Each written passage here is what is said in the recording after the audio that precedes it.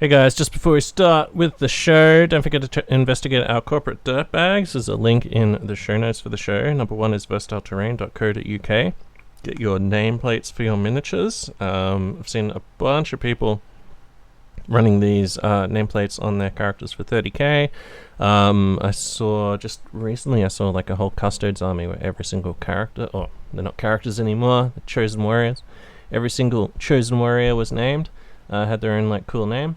And then amazing for things like Necromunda and other skirmish games. That's versatileterrain.co.uk. Next up is grimdarkterrain.com. Head over to Grimdark Terrain and check out what Rudolph's doing over there. Amazing stuff, models and terrain for 30k and epic level, epic scale games. He's got some really good stuff, like the shipping yards and stuff that he's been working on lately are amazing. And at the moment, I think he's working on some Ordinator style vehicles as well, which are coming through and looking fucking great. Next up is Crystal. That was grimdarkterrain.com. Next up, crystal-fortress.com. Grab yourself a stylish, well-designed, American, Californian-designed carry case for all of your miniatures. Also works as a display case. It just looks really good. So that's crystal-fortress.com. Go grab yourself one of those. Next up, Skeleton Games and Terrain. There's a link in the show notes to the YouTube channel for Skeleton Games and Terrain. You can see what he's doing over there, making the 3D design STLs. Next up, Black Label Painting. Black Label Painting on Facebook. Search Black Label Painting, and you'll be able to find Dave's page. They do amazing work over there, especially on Titans and things like that. And last but by no means least, Quartermaster, hashtag by Quartermaster. There's a new version out. You need to have iOS 15 or higher, but then you can get the new version of Quartermaster, which has a lot more features. I'm trying to update my phone. Actually, I'm going to do that after this. Update my phone and put that on. Lot more features for operating your list, working around your lists, and you can do things in Necromunda, for example, now, where you can buy upgrades and things and they'll change the stat line, so you can have like a up-to-date, instead of having to like incorporate it on your own, now it's got like live updates of stats and things like that, so pretty fucking sweet. That's Quartermaster on the iOS. Alright, you can sign up for EOH Patreon, there's a link in there as well. The money that we get through Patreon helps us make these episodes and travel to events around Australia as well. So thanks very much. Michael and I are going to... Michael's been very busy the second half of this year. That's why I've been doing the Warmonger episodes. But we're going to sit down and have some rums and record a big Christmas episode. Maybe get some people on the line as well. And basically just go through our games that we've been playing in the last few months. I've been traveling around Brisbane. I've gone to a bunch of different events, including one out at Games Workshop. Actually, two different sort of separate eventy things out at Games Workshop. At the Battle Bunker there at Mount Gravatt, as well as we've been having monthly events, and then we're in downtime in between Necromunda campaigns at the moment. So we're playing a little bit of 30k there, and I've been playing against Randy's Custodes and things like that. I played against in the last... Well, since the 200-sode, the 17-hour 200-sode came out, I've also played against two separate Fury of the Ancients lists, which I'm sure people are dying to hear about. So look out for that closer to Christmas, but that'll be our Christmas special, and we'll be recording that very shortly. That'll be episode 201 of the main Eye of Horus podcast. Now, there's only 3 episodes... Wait, what is this episode? This episode is 14. So there's only 4 episodes after this to come out. Just recorded the Ultramarines episode with Paul from down in Sydney 2 nights ago. What day is it today? Wednesday already. Sorry about this being so late. I've just been very busy over here. But yeah, so only about 4 more episodes to go. So I think we might... I'm just looking at the calendar. Yeah, I think it's gonna... I think the last episode will probably be early next year, and I think it'll end with the Iron Hands. But in this sort of like Christmas period, I'm hoping to get out some other smaller Warmonger eps covering things like Custodes list, Solar Ox list, Assassins list, Sisters list. I don't know about the Sisters list though. There's a lot of stuff in there that people haven't had a chance to play test. By playtest I mean play and then talk about. Things like jet bikes and things like that, but we'll see how it goes. Alright, cool. That was just a quick 5-minute editor's note. Now on with the show. We've got a great episode covering the Night Lords that are recorded with Jeff from down in Sydney, from the Border Princes podcast. He's a good dude, really likes the Night Lords, so this is a fun episode. Alright. Prepare for teleport!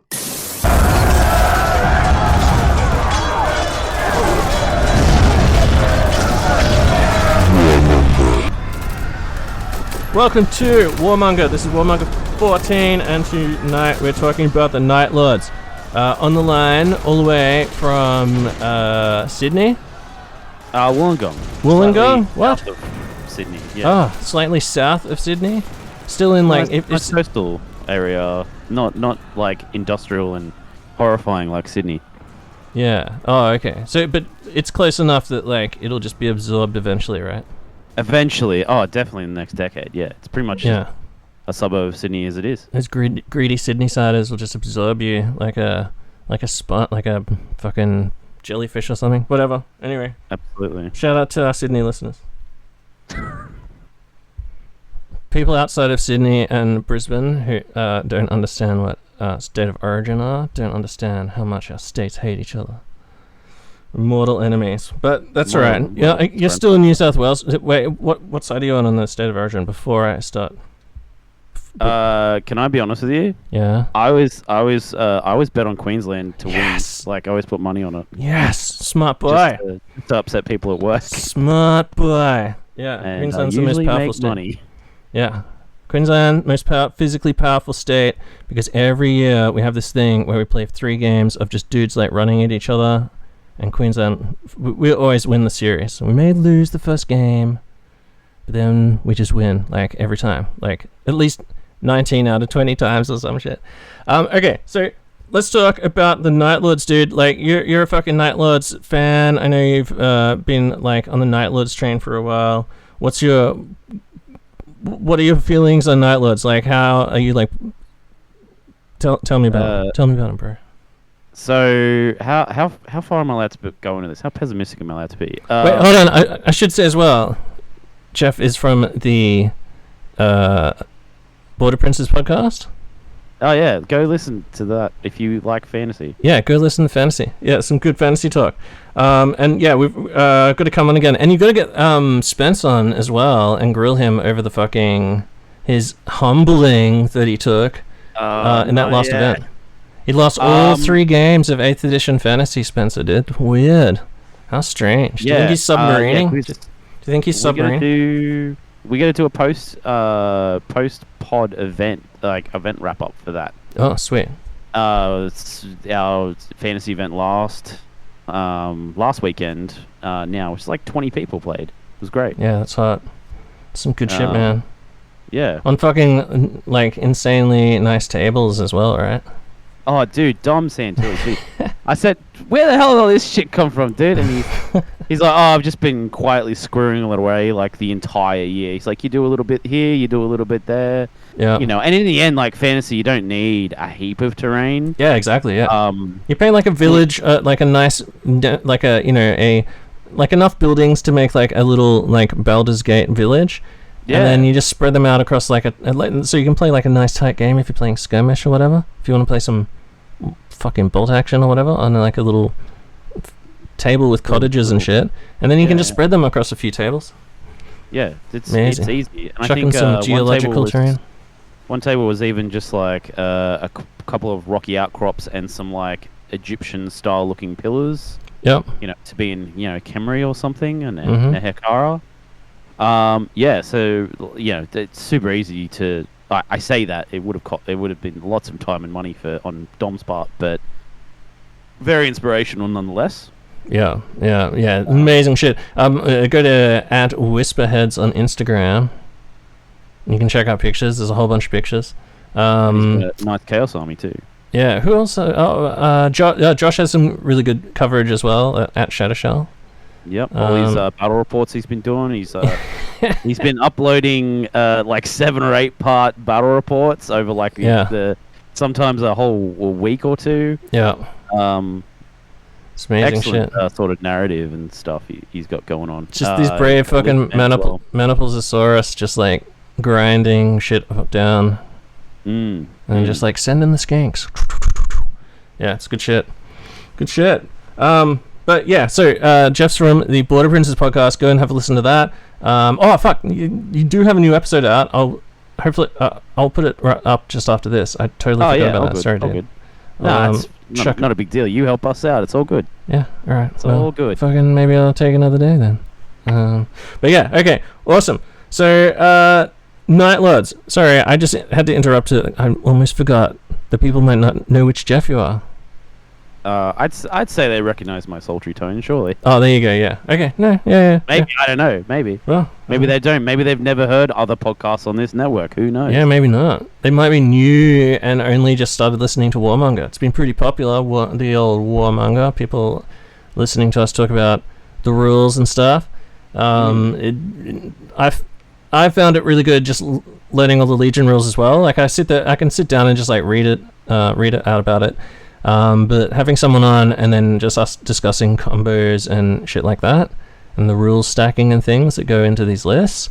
Well, you want to hope that those other people have like enough experience so that the next time say you come up against Night Lords, whatever I tell you here, you're gonna remember or prepare you for whatever unpleasant things will happen in the night. You're gonna basically by the end of this episode, everyone who listens to this is gonna go away and look at night fighting rules, I think, because I have been fucking just rolled by Night Lords now a couple of times because they're the only fucking people who who give a fuck about night fighting. That's right. Like I don't give a shit. I didn't even mention it. If someone mentions it, then I go okay. But it says if either player want it, they can roll for it. It doesn't say you have to both discuss it openly that you want it, or whether you want it or not. Like I just don't mention it because it doesn't say you have to, and I'd prefer not to fight at night. However, I have taken precautions because of the fucking butt fucking by Night Lords that I've taken. And recently, as last weekend, I had that happen to me again. So I've got some good field data as well that I can share with everybody. But you've also been like just taking skulls, right, with some Night Lord action. Yeah, I've been playing all week. I've had 4 games this weekend. So I'm all like chocked full of battlefield information. But yeah, so yeah, I'm ready to express what I have learned over the past few months. How many custodes did you play? How many Imperial Fists did you play? They're the questions. Okay, so what, like in total or just armies? Because there was 2. I played 2 Custodes armies and I played 1 Imperial Fist. Oh wait, hold on. You didn't play against the army, the Imperial Fists? All Terminator army. All Terminator? No, he was playing Custodes when he played me. Oh, same guy. Wait, what? Oh, so he brought a different dick kicking list the next day. Okay. Yeah, he did. Yeah. The next. So we played like different points levels, and so it was like 3.5k, which I'm gonna call it now is the new 3k for 3.5. Oh man. Yeah, man. Fuck. I think about it. We only just got to 3k. Yeah, well, yeah, it's a pain in the ass, right? 2.5, and then today we played 2k and 1500. So he was playing Custodes, and that was the first time I played, and I guess he played as well. I think Custodes. And then Imperial. What Imperial Fist list did you play? Was it a whole lot of Predators with the miniguns, or no? It was pretty. I want to say a tame list. It was 1500 points. And it was 2 Land Raiders, both with 5-man Terminator squads in them. With one of them had a Praetor with a shield and Paragon Blade, a Dreadnought with 2 autocannons, and 2 10-man tactical squads. Boo. So of course the tactical squads were bullied, and I just ignored the Terminators until I felt like killing them. Wait, were the Terminators teleporting? No, man, they're in 2 Land Raiders. Ah, okay, all right. Yep. That's 1,500 points. I don't know how. It's one of those situations where I don't know how people just squeeze this crap in. Like my army was like 10 Raptors, a Terra squad, a couple of box dreads, and a javelin. I'm like, what? Where are you getting all this crap from? Where are you getting all these extra points from? Just cramming shit in. Yeah, well, I mean, Land Raiders are only 220 or something, right? Base, they're pretty cheap. Yeah. I mean, Terminators by themselves, like Tartaros Terminators, are only like 150 for a squad. So, you know, and if you just got two 10-man attack squads in Rhinos, like, you know, without upgrades or anything, like, you know, whatever. Yeah, you can crowbar shit in. Yeah. Yeah. It's a wise move. I've been playing Pro of the Legion, and I've just been... And my army's really good in the late if it's just like, hold this particular fucking one small area. But if it's like, oh, you need to advance into the enemy zones, it's like, okay, well, I guess we'll just start walking in our fucking cataphracti armor.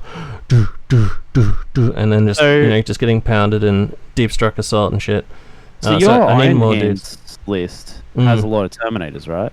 Yeah, I've got 2 10-man cataphracti units. Does that reflect the rest of the meta? Because the first game I played yesterday against an Ultramarine player, he had 30 Terminators. 30? Oh, that's expensive. 30 Terminators, a 10-man missile launcher team, Spartan. Pretty much like, you know... That's 2,500?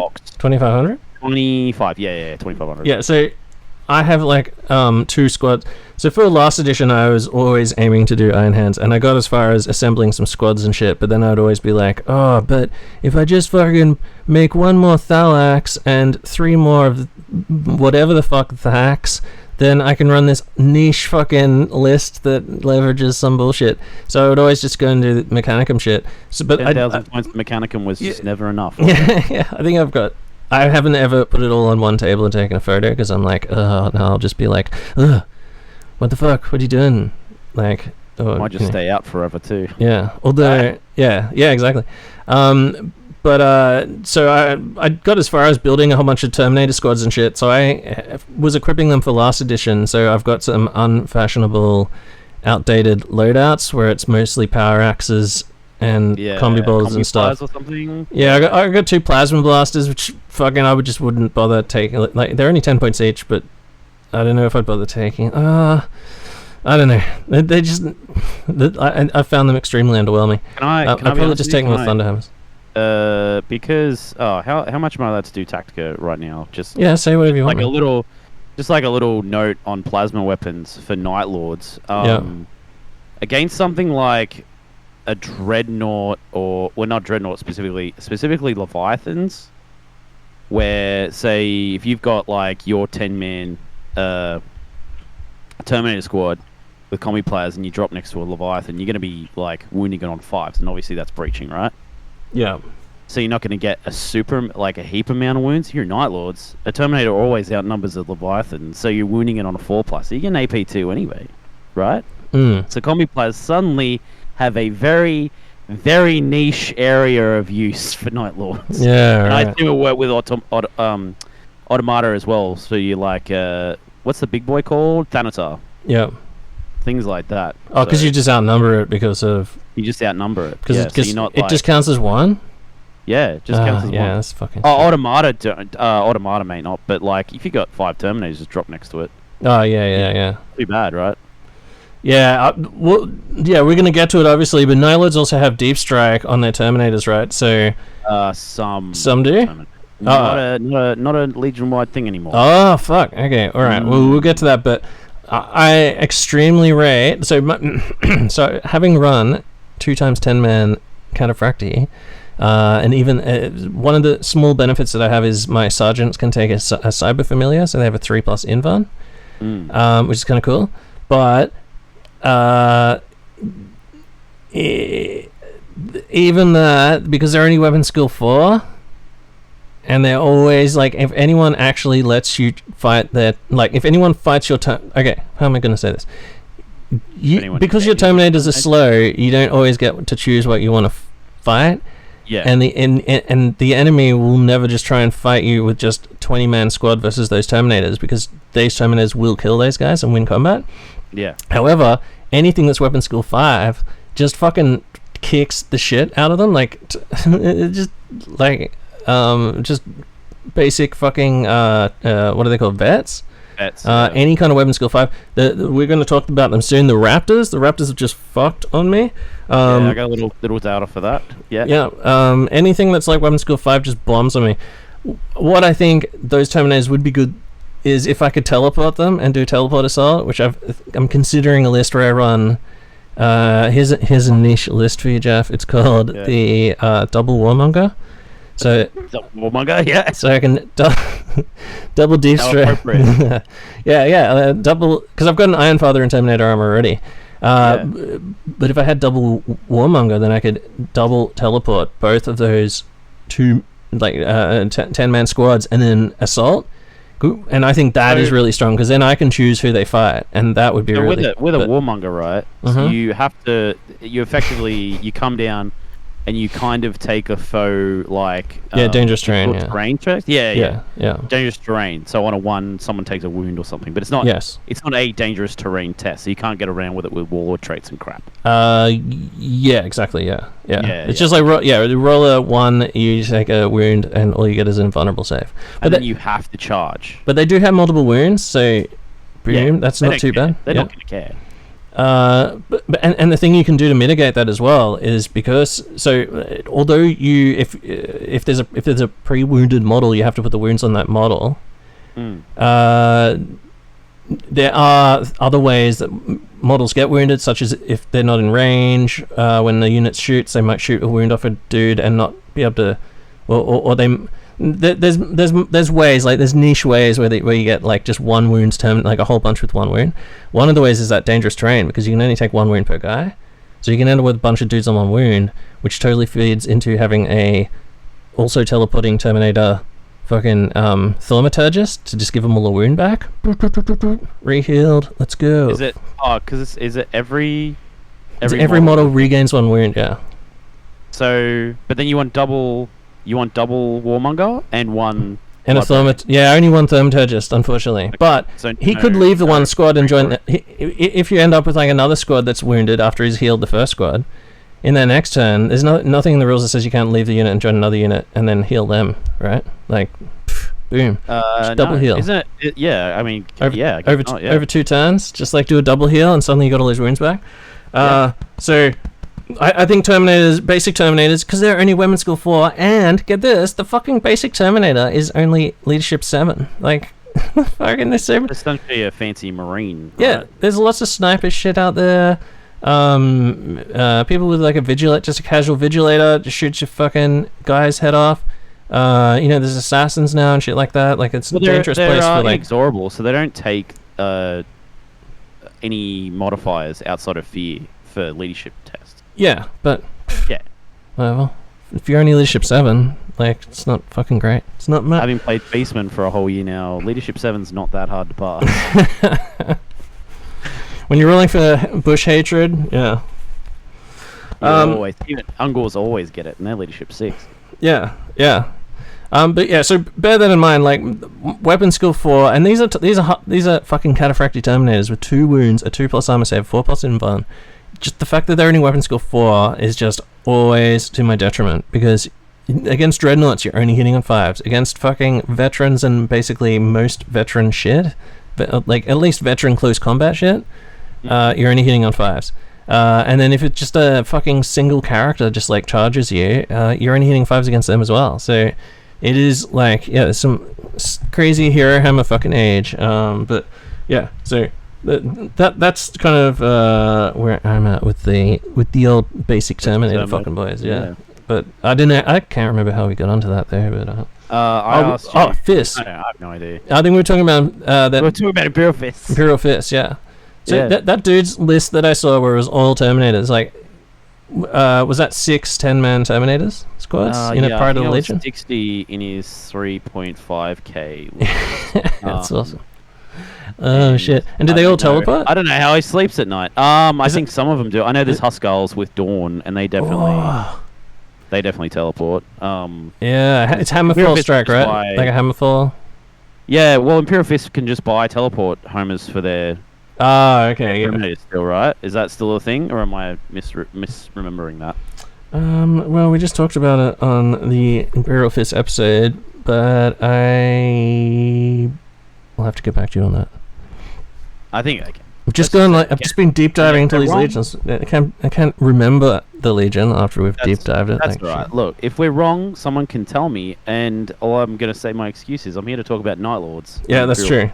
Yeah, exactly. We've been cramming for Night Lords. That's right. Yeah, so there you go. All right. Night Lords, tell me about them. Like, why are they your favorite legion? Well, the Night Lords are a combination between, say, the Joker from Batman and not necessarily Batman, and Starscream from the Transformers. Wow. They are just a group of a motley crew, if you will, of bad-tempered criminals who are all opportunists and will stab you in the back whenever they get the opportunity to. Yeah. They fight very dirty.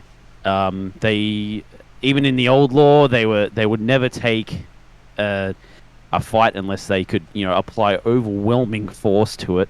Mm-hmm. And they've just how do I say this? They're probably the most relatable characters written in the Heresy, I reckon. Your Sevitars, that's pretty much it. Like, he's the only character. Although, everyone from the Night Lords, like the original Night Lords trilogy by Aaron Dubsky Bowden, of course, anyone would know that if you're a Night Lord fanboy. They're all just down on their luck, anti-heroes with, the whole galaxy against them. The Long War has taken its toll, that kind of thing. So yeah, they're just a bunch of just anti-heroes. They're all bad people, and they don't pretend to be good. They're not like, oh, we hear, the Sons of Horus flouting their nonsense around the galaxy. They're trying to liberate it from, an unjust tyrant. But the Night Lords are just like, we're bad people, and we're bad people because we're bad. Yeah.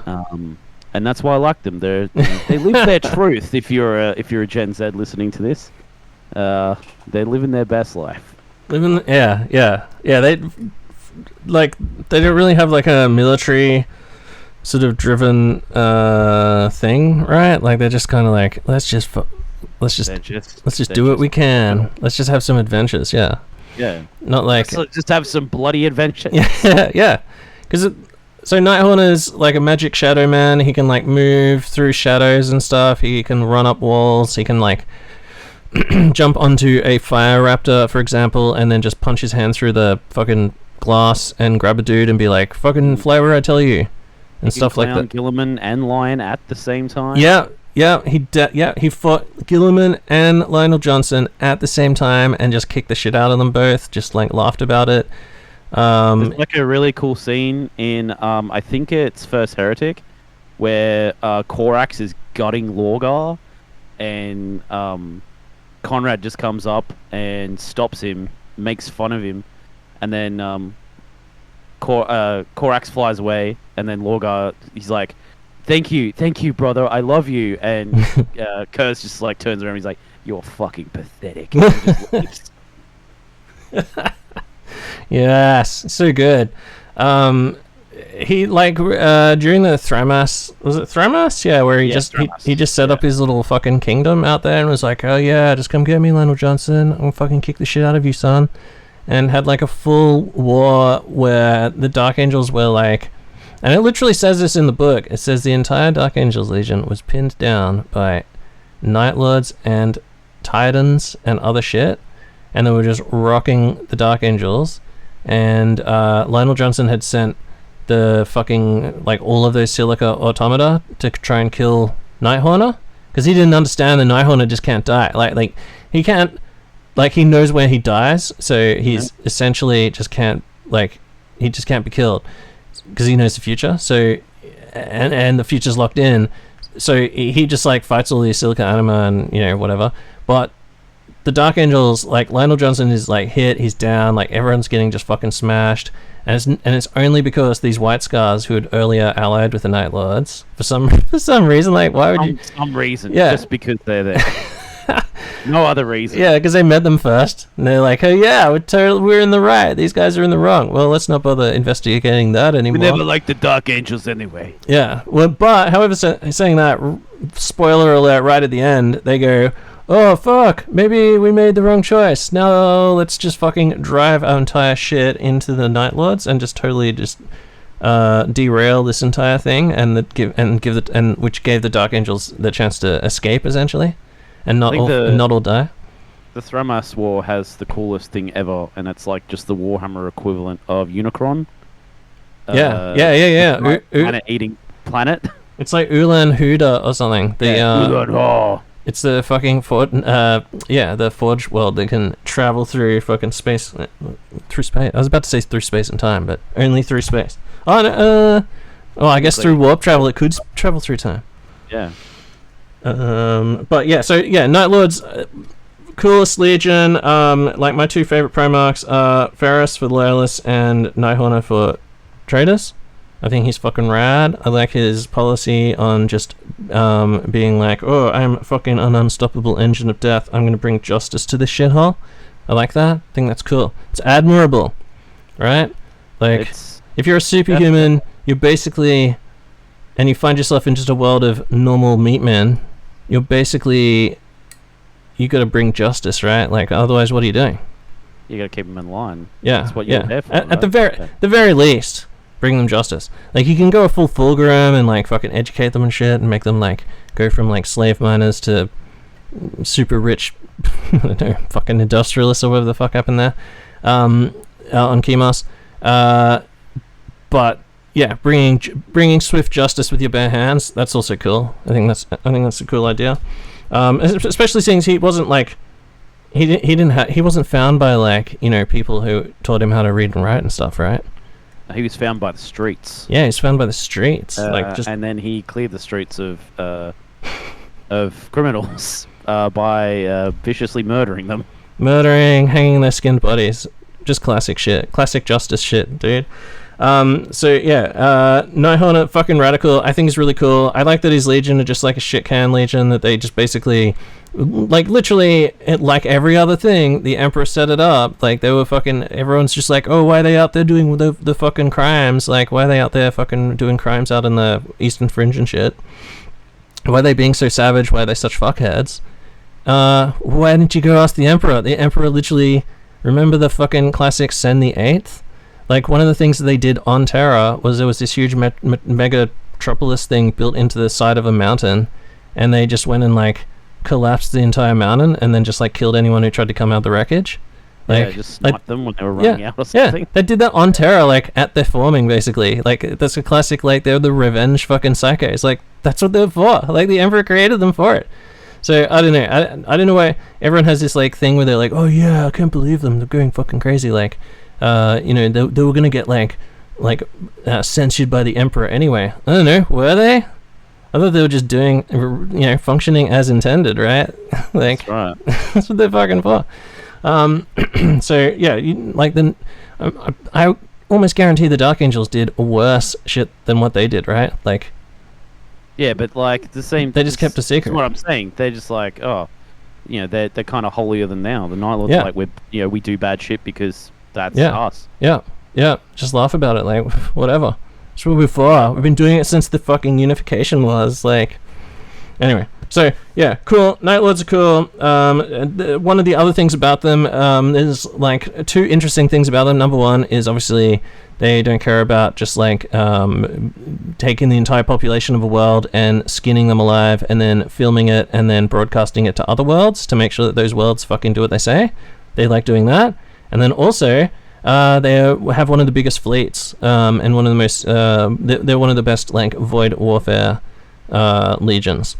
It's just like, I didn't know that until the Black Books, but yeah, they have fucking like a sick fleet, and that's part of the reason that they were just smashing the Dark Angels, was that their fleet was so much better, and it wasn't until Lionel Johnson started using chaos tainted artifacts and shit like that, hypocrite, that they started actually winning against the Night Lords. So Night Lords fucking sick. Like,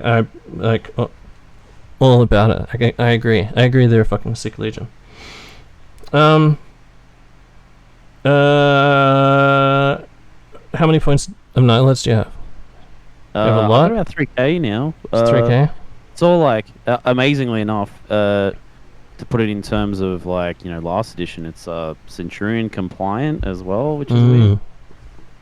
Depending on how, which way that sort of, game mode goes these days. But yeah, so it's mostly infantry and bikes and some jabs and dreadnoughts. There is a Dreadclaw because are you a Night Lord if you don't have a claw somewhere? Like, they're all about those claws, man. Always clawing. ABC, always be clawing. Always be clawing.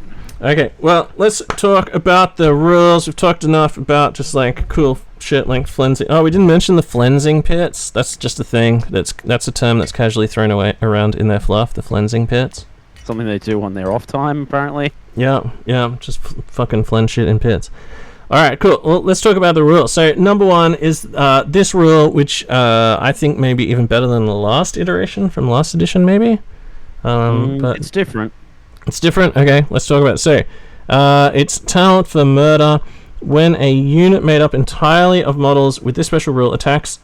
I'm going to read this one, just like, try to summarize stuff, but some of these rules are kind of complicated, and I think this one is one of those. So, when a unit made up entirely of models with this special rule attacks during the fight subphase or makes a shooting attack against an enemy that is pinned, falling back, or outnumbered by the attacking unit.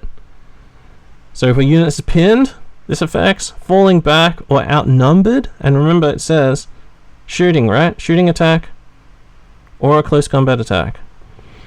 It gains a bonus of +1 on all to wound or armor pen rolls made during the shooting attack or assault. When determining if a unit is outnumbered, models with the bulky X special rule count as the number of models equal to the value included as part of that special rule. Models with a vehicle type count as 10 models. For the purposes of determining if the model is outnumbered by a unit. How do you play that with dreads? How are you playing that with dreads? Yeah, so because it's dreads at the moment, dreads and jabs and bikes, because it's not super clear. They don't seem to have like a bulky value. It's just they're just one model, and so far everyone is just playing as written. They're just one model. Yeah. Wow. Do you think it should be like count as at least number of wounds or something? I think maybe count as a number of wounds. So like a bike should be at least two good dudes. Yeah, absolutely. So like if you're in a transport bay, say like a bike's in a transport bay, it'll say that it counts as like the number of wounds. So like for dreadnoughts as well. So like a dreadnought in my mind should count for 6. That's my one opinion of that. But as is currently written, they count as 1 because they don't have a bulky value. So it's really weird. Whoa, so if you fire... So I'm firing a 20-man squad into a dreadnought. I'm getting +1 to wound on my bolter shots. Yeah, absolutely, man. Whoa! Yeah. Pretty crazy, right? Yep. You go from winning 6 on 6s to 5s. Yeah. Yeah. Mm-hmm. So... And that's for all shooting, like... That's all shooting. Pretty decent. Let's can I talk about this? Yeah. So obviously last edition talent for murder worked slightly differently. It was +1 to hit and 2 wound, but that was only in close combat. Yeah. If you outnumbered, yeah. If you outnumbered, right? So nice and simple. Made Night Lords like a big sort of close combat legion, where you kind of wanted to build bigger squads, or just make sure that like with your Terra squads, which were usually only 10 man, that you could take a few dudes out before assaulting. Yeah, made things like terminators and jump pack troops quite important to your general sort of battle plan. Yeah. With this, the way that it's written in these rules, because it gives you the bonus for shooting, and it's not a +1 to hit, it's just that +1 to wound, and +1 to pen vehicles, which is interesting. Yeah. It kind of makes Night Lords a shooting legion a little bit. Ambush legion. You gotta get those matchups. Yeah, you gotta get those good matchups, but pre-wounding a unit, so you shoot them under the weight limit of one of your next unit that's about to shoot. Stuff like that becomes like super tactical, right? Yeah, and then another thing, so your vehicles count for 10 models. So then things like, back in the old days when, you'd see someone if they had a Night Lord's armoured spearhead or armoured breakthrough list, you're kind of like, yeah, is that really Night Lordsy? Is it kind of fluffy? Obviously they have, in the fluff, they have like quite accomplished armoured companies, the Caradura Armoured Claws or whatever they were. And this kind of reinforces that, because then like suddenly squadrons of sabers become super good because they count as 10 models each. So Preds would be 3 Preds is 30 models, so they're getting +1 to wound against 20-man infantry. Yeah, and then +1 to pen. More importantly, +1 to pen. Say like a single Spartan, or like something. Land Raiders, or Land Raiders or Spartans. So like your Predator cannon is strength 8, and then you're suddenly trying to pen a Land Raider on a 5-up instead of a 6. Yeah, that's fucking savage. Yeah, so things like that of really so those sort of rules suddenly make Night Lords slightly shootier than they once were considered. I didn't even, dude. I literally just played on the weekend, and I'm sure Jack, who I played against, just wasn't doing any of that shit. Like he was firing. He wasn't paying attention. You know? Yeah, like his Land Raiders were just shooting all the time, and I fucking don't remember him ever saying like, "Oh, I get +1 to wound against your." I guess he's winning on 2s anyway against my dreads. He's winning on 2s. It's probably not something you think of when you analyze vehicles themselves. Yeah. Oh, I guess he only had las cannons, so it didn't matter. He was always winning on 2s. Las cannons aren't going to matter, but I mean, las cannon against like Land Raiders and stuff. Yeah. Yep. It's going to be even easier to pen stuff as long as you've got a squadron. Yeah. If you've got a squadron of Terminator, like even if it's just 2 Predators versus 1 Land Raider or something, or another tank. He was shooting my knight, my Atramentar. Which is armor 13, so he'd be. Yeah, I don't remember if he was doing it against that. Maybe he was. I just don't remember. But yeah, interesting. What does a knight count as 10 as well? I'm not sure. I do have a Mechanicum book, but I don't know how many. It is. Is a knight a vehicle still? Yeah, it's a vehicle. So knight is like literally a vehicle, but an armager isn't. Right? Yeah, I think so. Yeah, I think an armager is monstrous, isn't it? Yeah, it's just like a little dreadnought thing. Yeah, and it's not even a dread. It's got its own special rule. Like Haywire doesn't work in it. Yeah. Yeah. What the fuck? What am I meant to do? Crap, yeah. Yeah. Somebody brings them against me. I'm like, fuck. I can deal with dreads, but not these armager boys. Not armagers. No. Curse you. And they shoot the fuck out of me with their chop me up with their chain cleavers. Yeah. So like two Predators are outnumbering your knight. Yeah, that's fucking dude. That's so fucking crazy. So imagine 2 Punishers. That's 20. That counts as 20. As long as you pre-wound a unit, you can fire both Punisher cannons plus like up to 4 heavy bolters into a unit. Wounding on 2s with all that shit. Yep. Oh, that's fucking insane. And that's so Night Lordsy too. Just racking people. Yeah, holy shit. So, So, and so think about this, right? So your heavy weapons teams, if you have a 10-man las cannon team, suddenly you need an apothecary or a tech marine in there, because that takes you to 11, and then you're getting +1 to pen against single vehicles. Yeah, that's right. That's correct. Yep. Good lord. Yeah. Man, that's. And are you seeing that on the table? Like, are you seeing Night Lords players just running lots of vehicles, more shooty shit? Are you evolving? Not so much. I think people who want to play Night Lords, like, believe it or not, like, are kind of still trying to run them a bit fluffier. So it's mostly like, everyone, including myself, is kind of winning games by by the skin of your teeth kind of thing. Literally clawing victory from the jaws of defeat, it seems. Yeah. So no, I don't know if anyone's sort of like, I'd love it. Like, I'd just love a squadron of Predators. It'd be great. Number 1, because they're cool. They're just a cool classic tank. And number 2, because they're going to go real well in a Terror Assault list. Yeah. But no, I'm not seeing it so far, and I'm not sure if that's just to do with like a meta change thing, or people haven't realized. It'll come around. Good combos like that, like that synergize well, people will start building specific lists for that sort of thing, I feel like. So Night Lord's Armored Spearhead list suddenly Mm. become good stuff, you know? Yeah, because that's just the base rule. Like, that's fucking huge. And then you add the Rite of War on top for bonuses to hit or whatever. Or what have you.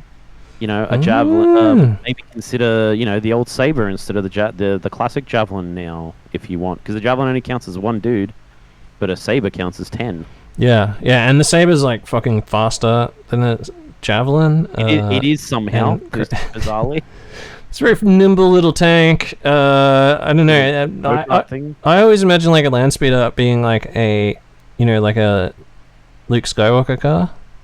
Just yeah, it does look like the actual land speeder from just flying around really fast, not like just grinding along like a Necron monolith, you know. I don't javelins know, are still great. They're still deep strike. They're still outflank. So. Oh yeah. They're just a bit slow, mate, because they're fucking heavy as well, right? They are heavy actually. Yeah, I keep getting that. Yeah, it's weird. But yeah, okay. So very, very interesting. That's a big Rite of War. That's like fucking like when you think about like what, for example, you know, Dark Angels. Oh, I guess the Dark Angels do. They can choose. They've got sort of that like built-in. They can choose from 6. Yeah. But it's a big one. Like I think it's not as good as just hitting +1 with all bolt guns. I don't think. It's not as good as hitting +1 bolt guns. It's not as good as just having +1 strength on all your weapons against vehicles and stuff. It's still something that you have to sort of build and think about. Yeah. Especially if you want to, like, you know, it kind of wants to encourage you to pin and make people flee, which is you know, very Night Lordsy. And it really behooves you to really gang up and be, you know, to do little bully tactics the bully actions every now and again. Yeah, exactly. So but it is still something you need to think about. You need to remember. It's not just like, oh yeah, I hit on 2s with my bolters because I'm an Imperial Fist. Or even every auto weapons as well. So like a fell blades. Anyway, whatever. Yeah. Very interesting. All right. Okay, let's get into Warlord traits. So there's 3 of them. First one is called Warmonger. Whoa. You can only be taken on a trader. The Warlord and with this trait and the unit he's joined gains +1 to hit rolls when targeting enemy units that include 1 or more models with the independent character, special rule, and loyalist allegiance. Furthermore, if the army that includes a Warlord with this trait also includes a detachment of Legion Astartes Sons of Horus, the Warlord and any unit it joins gains a fearless special rule. In addition, an army whose Warlord has this trait may take an additional reaction during the shooting phase. So, I haven't seen anyone running this. I've tried it a couple times. Fearless is extremely like there's like 3 units in the game or something that have fucking Fearless, you know, and one of them's like the Custodes Tribune. So it's extremely hard to get Fearless. So the fact that you can just have it on a Warlord, like your custom Warlord, seems pretty fucking sick, right? So you've tried it, or? I've tried it, yeah. So I borrowed some of Dono's stuff and just ran like a little Sons of Horus drop pod detachment. Sort of idea in my head that the Sons of Horus were just like making sure the Night Lords did their job. And then they kind of accidentally got sent in before all the Night Lords reserves and kind of just got their asses kicked, and then the Night Lords came to mop up. Just having Fearless on your Warlord's really good. And that +1 to hit obviously apparently also affects shooting, which is very strange. I didn't even notice that before. But that kind of gives you like your faux old rules as well. So just for like that one unit. But I've kind of been list hammering like a little drill detachment of Sons of Horus. Yeah. Kind of like a Saturn style thing with like just breaches and destroyers and drills. Just to pop up. And is that using the Dark Emissary? Oh yeah, of course I'll be using a Dark Emissary. Yeah, of course. It's worth mentioning. I'll just quickly remind people of the Dark Emissary that we talked about during the Sons of Horus episode. But essentially, it's a special console. Is plus 25 points. If you take him as the compulsory HQ in an allied detachment, then all models in the allied detachment with the Legion Astartes Sons of Horus special rule gain stubborn. So you got stubborn there on this little detachment. You can have this character dude in there as well, and then you're also getting from that Warlord trait, you're getting fearless and those other bonuses. And then he also has this Staff of Dark Authority, which is all models that are traitors within 6 inches of it increase their leadership to 10 when making morale check or pinning checks. So yeah, that's pretty good. Yeah, and if you're running like classic Seas of Men, Sons of Horus and Dark Night Lords combined force, that would look fucking pretty cool, having just like a whole bunch of them. And then remember, you can also, if you then have a command, what's it called? The Legion. What, Master Signals? Master Signals. Fuck. I always say comms guy. The Master Signals, then he can push that leadership 10 out. To the army, so that's pretty sick. A lot of very good synergies just with that Warlord trait and the Dark Emissary, which is really cool and really thematic, I feel like, as well. Yeah, and like fucking the one thing, like when you've got an assault, like some sort of like king shit assault unit with your general in there, like your Night Lord's Praetor or whatever, in some unit of fucking Psycho Terminators or whatever. Or raptors that we're going to talk about soon. You don't want them to run away because they're like one thing I found about them is you can break them, and then just like goodbye, just fucking fuck off now. So yeah, very interesting. It's fucking.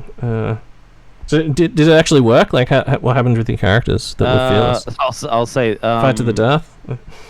Yeah, I remember. I think one game my Warlord, my Night Lord's Warlord, just got one shot by a las cannon, and he always seems to die really horribly. So it wasn't like a big deal.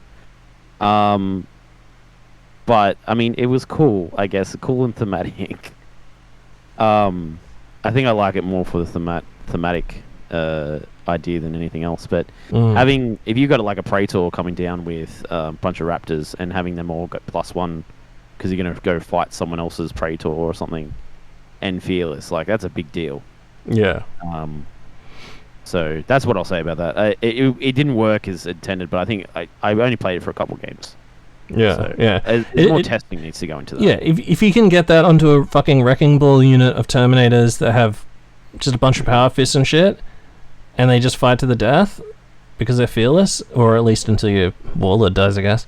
That's fucking really good. Like, just and as long as you can be winning those challenges if you have to take them, and just try and stay in a challenge, try and survive or kill the enemy before they can kill you, then and just keeping fearless on that unit. Holy shit, it's so strong.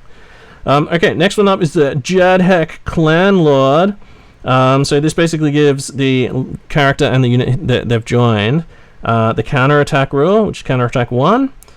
They ignore the movement penalty for charging in through terrain and ignore dangerous terrain. So that's kind of cool, especially if your meta involves if you're having to play against or something. Loyalist Death Guard. Yeah. And then you get an additional reaction in the movement phase. So as a Night Lords player, now that we're halfway through these Warlord traits, or 2/3 of the way through, which phase are you looking for your actions? Are you looking in the assault phase, combat? I'd like to say shooting and combat assault phase is obviously more useful than the movement. But I mean, I use this all weekend, and it can just be super frustrating for your opponent. Just if you just keep doing like withdrawals, or even just like a cheeky advance somewhere. Yeah. So having 2 in the movement phase is actually pretty powerful if you have the tools to use it. If you just got it like a gunline army, just take the Warmonger one regardless, I reckon. But this is the Warlord trait I take most of the time. Yeah, the movement phase seems really like I can't do the army that I'm running at the moment just because of my right. I can't do movement phase reactions, but when I see people being able to just run away their initiative distance or move right up in my shit, like I move and then they just move right up in my shit, and I'm like, oh damn it, now I have to fight here instead of further on. Stuff like that, I think it's pretty useful. So and the move through has that saved you lots, do you feel like, when you've run that? The Jadahek Clan Lord? Yeah. Just like being able to get out of like just not having the penalties on like going through terrain is like a big thing. Because you don't want to have to like I don't know deep strike into terrain or something, and then just either a dude breaks his leg on landing, or maybe your terminators get out of the claw and they've gotten stuck in some mud or something. So that's always it's always useful, and I think it's not underrated. I mean, I don't know what else everyone else is taking. It's just when you see extra reactions in the movement phase, I think people generally skip over those, right? Yeah, I don't know. Yeah, I don't know. That's just my experience. I swear, everyone has always got 2 in the shooting phase. Yeah. I really, I don't know. I don't know how much reactions are fucking really. I don't know. It's. I think if you use them well, you can keep stuff alive. Like I think the best thing about them is you can keep your stuff alive, or at least it allows you to trade shit to your advantage. I don't see it as being like, whoa, fuck, they're so fucking powerful because of reactions. I usually take this one as well just for the counter attack. So if you're deep striking, say you got some terminators coming out of a claw with your Delegatus or something. Yep. Getting a counter attack when someone else charges you, because obviously you're not charging, you're getting out a stupid claw or something. Or even just having counter attack in general is always a good time, Yeah. It's definitely worth it just for that. And yeah, if you drop down, you smash a unit, and then you're just standing there, and you're going to get charged again. Yeah. Interesting. All right, let's go into Flamemaster. So this one is basically you gain the Fear 1 rule, and it's just the Warlord, I believe. And then every time you win a combat, every time you destroy an enemy, either by killing them or whatever, doesn't matter how you kill them, as long as you destroy them, then you gain +1 up to a maximum of Fear 3. So you kill 3 units, essentially. Kill 2 units and you're at Fear 3, where it maxes out. So Fear 3, pretty powerful, 12-inch bubble, everything's -3 leadership, except for stubborn shit and fearless. Well, stubborn and fearless shit. Yeah. So that's strong. And then you get a assault phase reaction. Yeah. So the usefulness of this one is obviously you've just said it was strong. Once you build it up, it is. Once you build it up. But how many? Okay, let's talk about this for a sec. So when we go on the Rites of War, Terra Assault gives you fear on all your characters for free. Fear 1, right? Mm-hmm. As a Night Lord, you can buy Trophies of Judgment, which give you Fear 1 for 10 points in any Rite of War, right? Mm-hmm, mm-hmm. This doesn't stack with either of those. No. So you're always starting at level 1. Yeah. Right? Yeah. Next, you have to destroy units, right? Mm-hmm. In a 6-turn game, say it goes 6 turns, unless you're killing stuff like nearly like in your from combat, turn 1, yeah. You need to be in combat a lot. By the time you're up to Fear 3, I feel like you would have won the game already. That's in my opinion. Hey, let you mop up faster. The amount of armies I'm playing at the moment which are stubborn. I mean, I have played a lot of Custos this weekend. But like, Eschaton Imperative, Dark Angels Dickheads, or like Ultramarines led by Gilliman, who just apparently everyone can just get access to stubborn everywhere. Yeah, the new solar list too. You can take the old dudes and the whole all the tertios are stubborn. Yeah, the tertios, they're all stubborn. Pretty cool. So, having that modifier, is it really that useful? In saying that, having an extra assault phase reaction is good because our reaction happens in the assault phase. And then just doing a cheeky disrupt, or Terra Squad laying down the business in an Overwatch. It's great, and doing that a couple times, even better. Yeah, so, yeah, I don't know. Yeah, exactly. What I imagine, and obviously, like, fucking any time you talk about anything to do with the meta or anything to do with a given scenario, you got to remember, Math Hammer is based on like a billiard ball fucking table with no cover. Every unit's always at max shooting, stats and that sort of thing. So on table performance may vary, but what I imagine is having this on some Terminator deep striking unit, and then just like boom, teleport down, find like a weak unit, fucking just utterly annihilate them with a bunch of lightning claws or whatever the fuck, and then boom, now I'm Fear 2, and now I'm in the core. Now I'm in your army like a festering wound, and I'm Fear 2 now, and boom, like if you could do a disordered charge and charge 2 small just shitbag units and potentially just fucking annihilate both of them, right? You could, but is it worth building your sort of... Yeah, because then you're Fear 3. Then I'm in the heart of your army and I'm Fear 3. And then, I just need to withstand their whole army shooting you for a turn. Yeah, and then... You could. And then But, you're playing a dice game, and as we all know, dice are irrational. yeah. Well, you could just survive as well. That's the other thing. Like, it could be just an insane suicide play, that and you just fucking survive. Whether it's better than the other 2 ones, one where you don't have dangerous terrain, you ignore the movement penalties, and you get counterattack 1, that's also fucking strong. And then the other one where you're fucking... If you take take some Sons of Horus dudes, and the Sons of Horus dudes also have special rules that fucking synergize really well with it, and then you get Fearless on your fucking general, that also is extremely good. I would definitely put that on Terminators and teleport them into the core of your army as well. So, I mean, I just like teleporting. I'm obsessed with like the fucking deep striking Terminator assault. It's just fucking so good. Holy shit. I thought maybe Flamemaster would be really good on, say... and I don't want to say the words, but I'm going to have to. Fear of the Ancients, like your big daddy dread. Yeah. Might because like he's going to kill things like a lot, right? Pretty easy. Yeah. So like you would hope so. Having multiple fear on a dreadnought, because dreadnoughts can't buy trophies of judgment. So your daddy dread might be better. It might be better off for him to have the fear.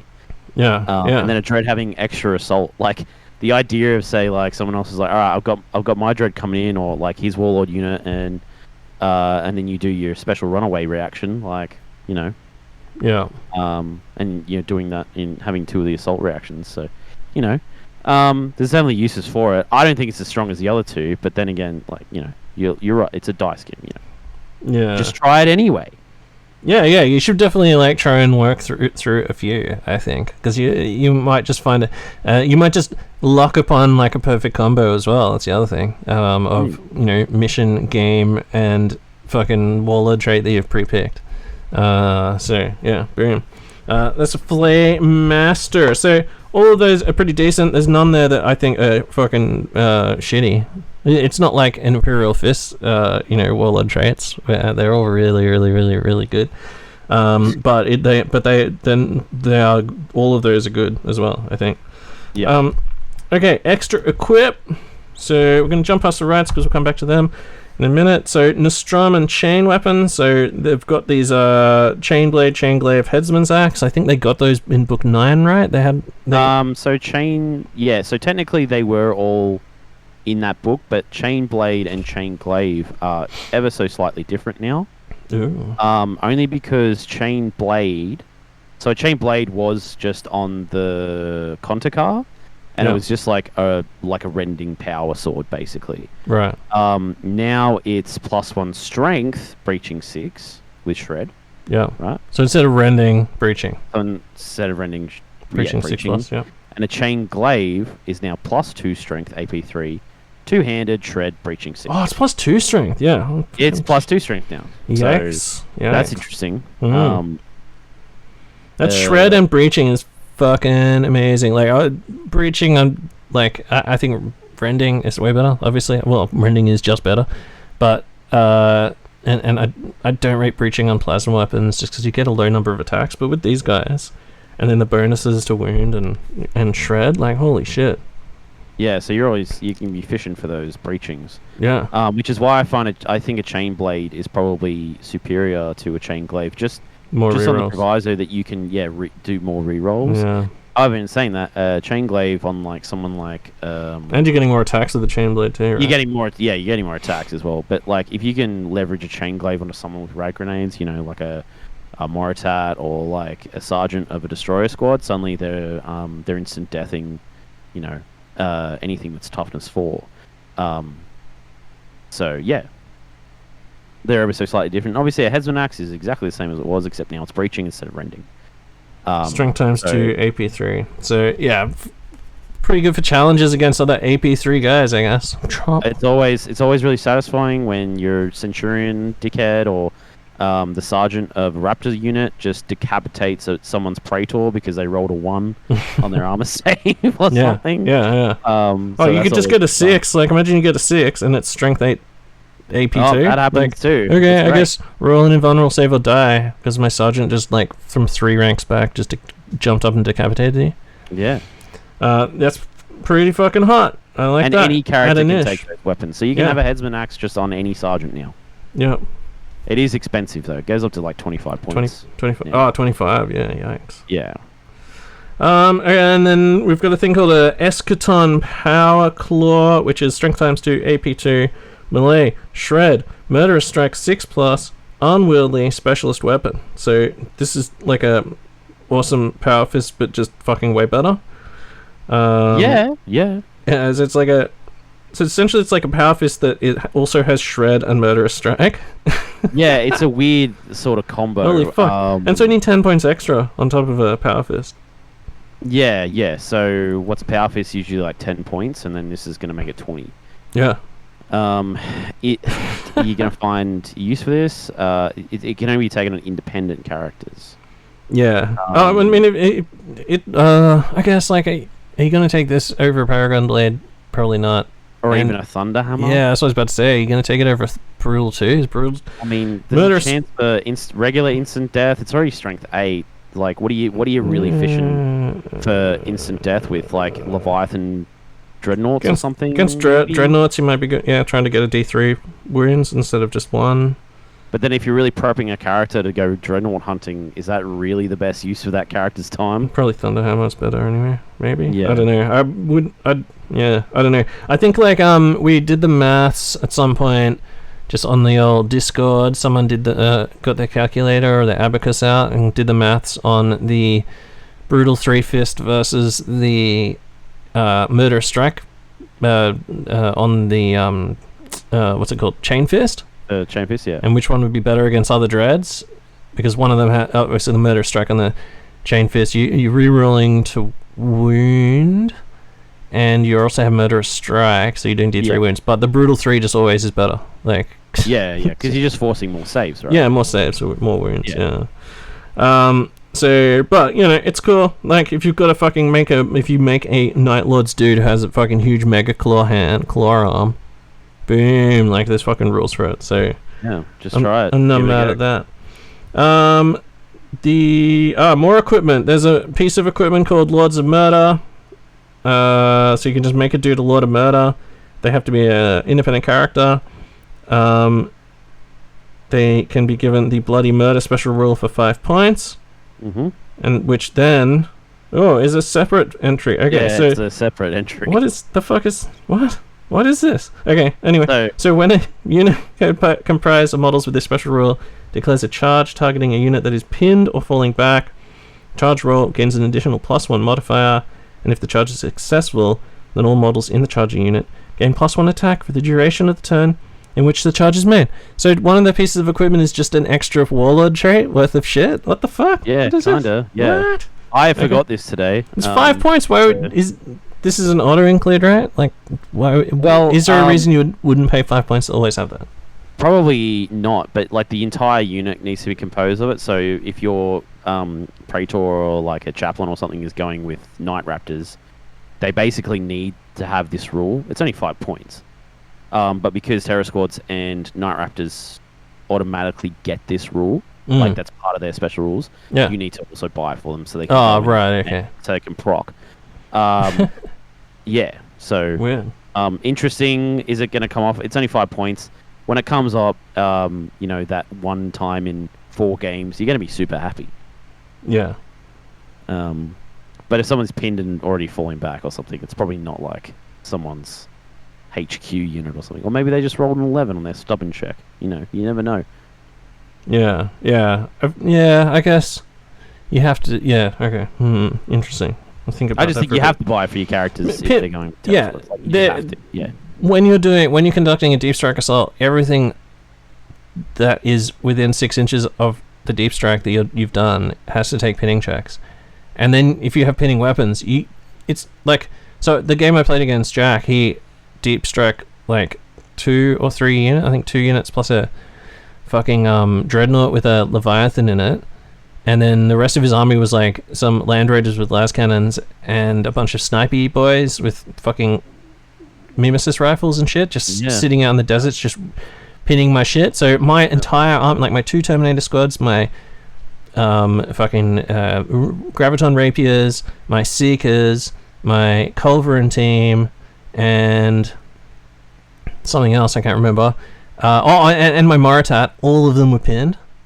So everyone's just standing there like, we can't do shit, and then he's just deep struck down with his fucking shitbirds, and then just like picked whatever units he wanted and just fucking slaughter them. Yeah. So that pinning, like, that's I just imagine that fear, like fear 3, fear 2, fear 3. That would be fucking amazing, because his fear affected me. I just had to take tests until I failed, basically. Like, it was almost like a foregone conclusion. That sounds great, but if your opponent has a crap ton of tanks, like, in all they do, they don't give a shit about pinning. Yeah, exactly. Yeah. Well, it doesn't work in every meta under all circumstances. No.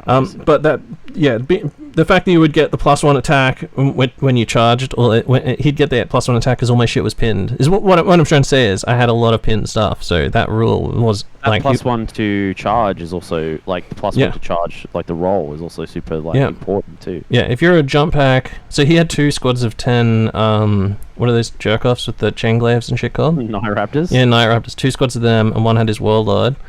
And so they just landed and just went like, oh, fucking hooray, we got like 5 attacks each, or whatever the fuck it was, because he just chose which units and just massacred them. Yeah. So, yeah, I'm getting a +1 attack. And then your minimum, because they're jump pack dudes, their minimum charge is like with this rule plus that being a jump pack, it's like minimum range is 3 inches or something. So yeah, basically, you got a good chance of fucking getting a charge off, right? Like that takes your average roll up to what, 10 from 2d6. The average roll's a 7 plus. Yeah, and they're already 12, so it's +2, right? Yeah, so pretty good. Plus the bonus. Pretty good. Okay, next thing's Prey Sight. So all models in a unit compose entirely models with the Night Lord's special rule. May be given the Night Vision special rule for 15 points per unit. Ah, isn't that fucking nice? Fantastic. That's just anything can take Prey Sight for 15 points. That's extremely good. You have to, like, the only other way to get that is via Cognis Signum, basically, on a unit. Yep. And that means you've got to buy a whole guy like a Tech Marine or a Master of Signals or an Mistos. What else can take it? There's another thing too. Oh, no, Raven Guard can take like infrascopes, but then that fucks them on blind checks. So if they have to take a blind check. How often are you going to take blind checks? Against me all the time, mate. Against my CBCs. So, just like, I know I'm not supposed to mention it, but Conrad Kurz actually gives these 2 rules to your infantry and your cavalry units. Free. So you get 20 points free worth of wargear. Yeah. And your entire army, basically. So, having night fighting on, or the option for night fighting on your entire army, lets you basically just make sure that you can touch everyone and they can't touch you back. So, like, you suddenly your sniper boys become really obnoxious. I've got a couple of box dreads. I am both with double las, and they just burn down the raiders, and they can't really do anything about it. Yeah. It's fucking strong. And then the other important thing, which I learned against, which was really useful against custodes, because custodes don't have a lot of guns. They're usually just running at you. Mm-hmm. They can't do a shrouded roll because you've got night fight, so they can't do an evade. Night vision, night vision, cuts evade away. Yeah, holy shit. Oh, that's that's brutal. So if you can stay applications. If you can stay outside of their longest ranged weapon, which is 24 inches. Yep. Then do whatever the fuck you want to them at night. They don't have night vision or any way to get night vision, custodes? Not that I know of. Yeah, I've been discussing this all weekend. I don't think they do. Our one weakness, nighttime. Our one weakness, no ambient light. Anyway, they don't really like their tanks have long range weapons, but like they themselves don't. Yeah, that's true. They have fuck all over 24. Like they probably want to teleport on you. I think the what's it called? The auto accelerator culverin thingo on the Yeah. The Dreadnought, the Telemon. on the Tank, Telemonster. Yeah. The floating Sikaran thing. Oh no, on the tank. Yeah. No. Yeah. The Telemonster one's only 24. The whatever the fuck the tank's called. Yeah. Current. Caladius. Yeah, Caladius. That's it. Yeah. Professional amateurs. That's what we are. I remember everything. Yeah. I think they're 36, and everything else is like pretty much 24. So yeah. Well, guess what? They can't see you outside of 24 inches in night flight. So there you go. If you ever want to assassinate the Emperor, just take some las cannons and sit fucking. Yeah, they couldn't see in the night. You know the 24. Blood games? They never played them at night. Always during the day. There's been no darkness. Yeah, that's why their armor's so bright and gold. They just like, well, we only fight during the day, so people will be able to see us anyway. What's the point? That's right. What's the point of going stealthy? All right. And then trophies of judgment. So any model with the Night Lord special rule and the character unit subtype may be given the Fear 1 special rule for 10 points. A model that already has any version of the Fear X special rule may not be upgraded with the trophies of judgment. Okay, whatever, who cares? But fucking 10 points for Fear 1. Fear 1 is good. Like, I rate Fear. I would always... I'm one of those people that is always like, don't forget your Fear check in fantasy. With my whole undead army, don't forget your Fear check. Don't forget your Fear check. So, yeah. If you're a person that remembers your Fear aura... like I've definitely played against people where I'm like, hey, don't forget you cause Fear. Like all my shit within 12 is neg 1 leadership, and they're like, oh yeah. So if you gotta remember it, otherwise you're just wasting those 10 points. You're just wasting points. You're wasting those barely any points. You do get Fear free on all your characters if you play Terror Assault though. Oh, there you go. So it's something to think about. You don't need to buy it every time. Yeah. Fear 1, very good. If you've got anything that's teleporting, anything that you are intending to get close to the enemy, so obviously if it's a heavy weapons team, maybe. They don't need fear. They don't need fear. Yeah, I mean, the niche concept there would be that you have it on you so that if someone deep strikes near you, then you're debuffing their leadership, but you still have to win a fucking combat to force them to roll the leadership, and because if they're deep striking near you and then assaulting you because you're only doing reactions, even if you could shoot them or Overwatch or whatever, they don't take panic checks. They don't care. Yeah, don't bite Fear for your heavy weapon squad. So there you go. Don't worry about it there. But everything else, if you're intending to get within 12 inches of the enemy for 10 points, debuffing them by 1 leadership, very good. Just imagine like a 20-man squad. You kill the fucking sergeant, and then now leadership 6. So. Leadership 5 if you're in the dark as well. Oh, there you go. In the dark. Leadership 5. That's fucked. Like, that's literally fucked leadership. Like, you're just going to run. Like, if you lose combat you're gonna by even a couple, yeah, you're fucked. Okay, so, very good equipment. Like, I would rate that equipment. I don't understand why Lords of Murder and Bloody Murder are 2 separate rules. When one is literally just you can take this special rule for I guess the point is one is wargear, the other is the rule associated with the wargear, right? I don't know, but the Parasite is a rule and the wargear, isn't it? No, that just references the rule, yeah. Oh, true. They all just reference rules. Yeah. Should have put Bloody Murder in the rulebook then. Anyway. So that's the fucking special equipment. Yep. I don't know. Like, fucking sounds pretty good. Like, all of that stuff seems relatively cheap and all does, like, really good shit. So we're building up, like, a picture of the army, which is, if it can be nighttime, that'd be good, because then you're way more scared. You're way more scary. Yeah, way more scary, bro.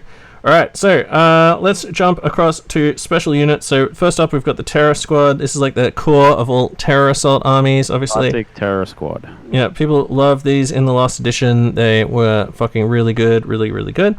5 dudes of 115 points. They have a not veteran stats. They only have 1 wound. They're only weapon skill 4. They do, however, have 2 attacks. Chainsword, bolt pistol, power, crack frag, blah blah blah, just normal fucking dudes pretty much. Except they also have their special rules. They have Fear 1, Precision Strike 6+, Infiltrate, Bloody Murder, and Preferred Enemy Infantry. So they're loaded on special rules. That bloody They murder. also infiltrate. have +1 leadership in comparison to like regular attack marines as well. Oh, true. And Yeah. Yep, they that are. is actually super useful. Yeah, they're mentally fortified over like a normal basic tack squad. It's all that flensing pits they've been around. Yeah, yeah. So preferred enemy infantry is very good. Like rerolling ones to hit and to wound is fucking always going to be good. That bloody murder rule where you're getting extra range, extra chances to get into combat, very good as well. Infiltrate to get close to the enemy, and then precision strike. So it's only in close combat. It's not from shooting. But I mean, come with the chainsword. You can still just pound attacks on if you're fighting just basic squads. However, I feel like there's going to be some equipment options here. So you can take up to 10 additional. So now you can go up to 15. That's kind of cool. Yeah, 15 is a big boy squad. That's like definitely outnumber territory. Yeah, they're 18 points each, so they are kind of expensive, but they are rule stacked as well. So one executioner can take a Vexilla, and then any model can take a bolter, charger, rotor cannon, or flamer. Rotor cannons are only 5 points each. That's pretty good because that has pinning on there as well. Just pick up another fucking special rule. And any model in the unit may exchange their chainsword for a chain blade, chain glaive, or chain axe. So, chain blade and chain glaive that we just talked about, those precision strikes with a chance of rolling a 6 for breaching is kind of cool. And then just being able to like precision strike out characters and apothecaries and shit like Yeah, that. particularly apothecaries is always an issue. And then the headsman can take the usual shit, plasma pistol, serpentar, power fist, power weapon, lightning claw, and artificer armor. So whoop-de-doo. But yeah, the fucking all of those special rules. Like, now are you running these boys? Like, are you one of the people that had a whole bunch of Terra assault shit? Yeah. I have like I think I got 24 Terra Marines. Good number. 20 with Volkite charges and 4 with rotor cannons because I was experimenting with them. I think last edition they could maybe take 1 rotor cannon or something out of 10. Yeah, there was a point where that was the changed case. a couple of times. Yeah. So I think in Book 9 they finally got squad-wide access to rotor cannons. Yeah, definitely. So that's why everyone kind of stocked up on rotor cannons. But obviously in this edition they have pinning. And yeah, it can be useful. You shooting in a squad, like throwing around pinning. It's range 30, so you can stay out of range of people's guns and still try to pin them. And then maybe you've got like a deep striking squad of raptors or something, and they're getting bloody murder off. The problem I found is I think I've pinned like 1 squad in the past week. So yeah. but it was a heavy weapon team, so super that's good. And they're 5 points each. So terror squads in general, I've been struggling with. I had some good luck with them this weekend, but so far like they're super expensive for what is just like a marine profile. 18 points each when a normal marine is like 10 points. Yeah, they got a bunch of special rules on top, like infiltrate, fear, precision strike, preferred enemy infantry.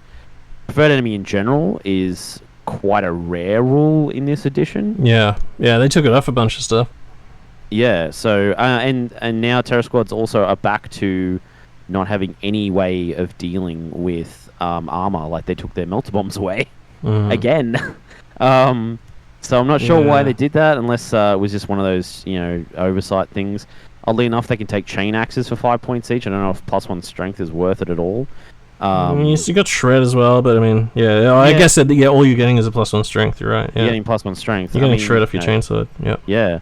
It's interesting. The rotor cannon at least is assault force now, so rather than hit whatever the fuck. I think it was salvo or some bullshit. Yeah, it was like edition. salvo 3-4 or something. So you can walk around and just get all those shots. Yeah, just keep running along, shell shocking, and then just charge into combat, and then you use your 2 close combo weapons. But I mean, those points do stack up. But I mean, like if you had a chain glaive and a minigun on both, I guess it's pretty hard. Like, how are you meant to fire both of those?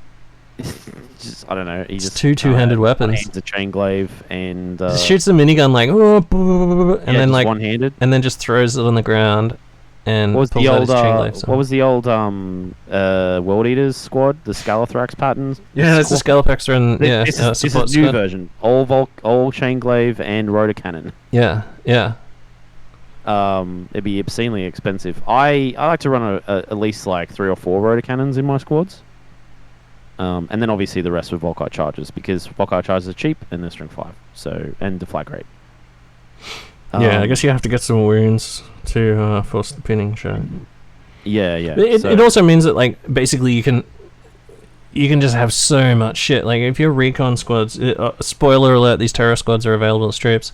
If you have recon squads with sniper rifles, and then these guys, you can just have so much pinning, and then all your deep striking stuff pins when it comes down as well. You can literally have pinning on everything in your army if you're running a infantry heavy force, which is kind of cool. But yeah, interesting what you said about the melter bombs. I'm guessing they wanted to go in a more like these guys go up against infantry, like they don't have melter bombs but the now whole for some Legion reason. is good against infantry. What do I need exactly. What do I need another squad that's good against infantry for? Some just a little bit of adaptability would be great. You're just one of the legions that has no bonus against the strongest thing in the game. That's all. That's right. You just wear it and just hope that you can claw your way out of it some other way. Someone takes fucking Fury of the Ancients against you. You just shake their hand, go get a beer. Well, I've played Fury of the Ancients, and I pulled a heroic draw from it. Whoa!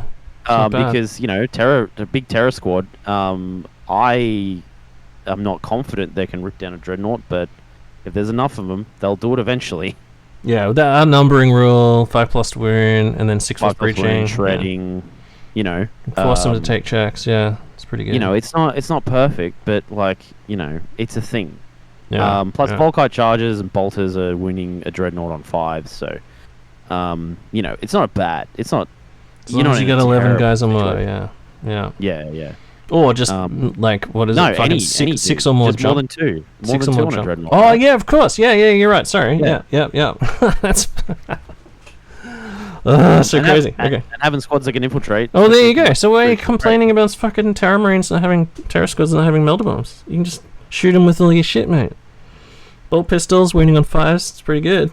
I wouldn't give them the close combat weapons just because they're 10 points each, and yeah, they seem expensive. You're already piling points with the guns. Like I think if you really want to, I reckon run a big blob of 15 of them and just scatter a few of the close combat weapons and don't buy guns, and buy a Charybdis or something with them, just for a bit of fun or something.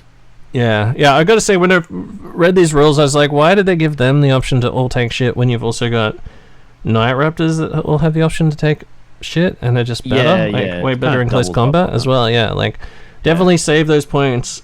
We're gonna go to the Night Raptors next, but look at the close combat weapons, take note of how many points they cost, and then think about just not spending them on the Terra squad and spend them on the Night Raptors instead, because they have fucking superior stat line. So let's do the Night Raptors. So they're 185 points, so they're what's that, fucking 70 points more, and you only get... Oh, you're still going to get 5 guys. You get 5 guys, but they get 2 wins each, right? Yeah, exactly. Yeah, they're veteran stats. So weapon skill 5, 2 wounds, 2 attacks. Base leadership 8-9. Fucking good. Chainsword, bolt pistol, frag crack, jump, pack, power armor. So assault vets, basically, but also special rules. They got relentless, just like vets. Sudden strike 1. So that means on the charge they gain +1 initiative. That's right. That's pretty good. They've got the bloody murder rules, which gives them the bonuses against pinned or fleeing or what was the other thing? Pinned. That was it. Pinned or fleeing shit. Fear 1 and night vision. Why did they have night vision? Do they have any weapon? They're the only squad that gets night vision inherently. You have to buy it for everyone else. I guess they just don't have the leadership penalty to fighting at night. I don't know. Yeah, they're also night boys, so whatever. And then up to 10 additional dudes for 25 points, and then these guys have all those fucking options like the chain blade, chain glaive, power weapon, as well as lightning claw, single lightning claw for 5 points. That seems like a decent option. 2 lightning claws for 10 points on any model. So 2 lightning claws or a chain blade. Lightning Claws seem like a pretty good deal. Rending 6. I reckon Lightning Claws. Lightning Claws are the way to go. Yeah, fuck. You don't care about that bolt crazy. pistol. No. I mean, you're not getting the strength bonus of the Chain Glaive, but the 2 Lightning Claws is better because you're getting 2 attacks. Get shred. So Chain Glaive is 2-handed weapon, so you're getting your 2 attacks. Lightning Claws, you're getting 4 attacks. They're rending instead of breaching. And you still got shred and your base AP3 still. Yeah. You just don't have the +2 strength, but you're getting an additional 2 attacks. That's fucking it's rending, crazy. so it's going to be better against, like, I don't know about anyone else who's listening right now, but my Night Raptors always seem to have to fight a Dreadnought every game. So Lightning Claws, I feel like, are a bit better. Yeah.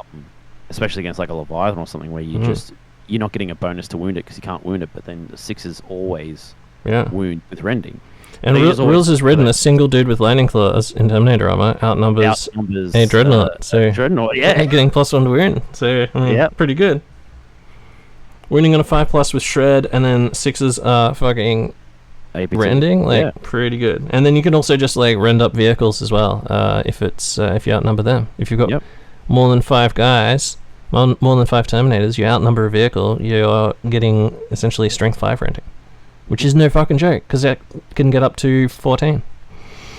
Okay, so for every 5 models, you can take a flamer, melter gun, plasma pistol, hand flamer, and then the hunter can take a couple of pistol types, and then the artificer armor. You can just basically give him... I mean, he's got access to all the other shit through just the base entry, like power weapon, blah, blah, blah. So the one thing that they don't have, though, is power fists, or anything that's like really good against just slamming Terminators. You're really just going for weight of attacks there, right? You're just going to go for weight of attacks. I did have like a cheeky idea, because they get the power weapons for only 5 points. Maybe putting a few power mauls in there. +2 strength, AP3. Yeah, plus 3 strength now. +3? Yeah, and then just running maybe like a Biomancy Librarian with them, just for an extra strength. And just see if you can spike some strength 8 hits here and there, but I think after doing some math hammer, it was just better just to have 2 Lightning Claws in general, so... Yeah. I mean, like, dudes with jump packs and 2 Lightning Claws is the most Night Lodge thing as well, so... Yeah, dude, it's like the classic Chaos Raptor, right? Yeah, I've been, like, railed by just... Like, Jack didn't have any Lightning Claw dudes, he's just got the classic Raptor dudes with the Chain Glaives, just tons of Chain Glaives, and they just, here you go, roll, like, he'd be like, oh yeah, after doing 60 attacks or whatever the fuck it was, like, roll 12 fucking his 12 AP2 breaching, I get a 4+ against that, and then the rest, just like a bucket of like 20 other wounds or something, so you just wait to fire down dreads, just fucking massacre them. Yeah. Cool unit. I don't know if they're as good as they used to be, where they get the fucking +D3 attacks.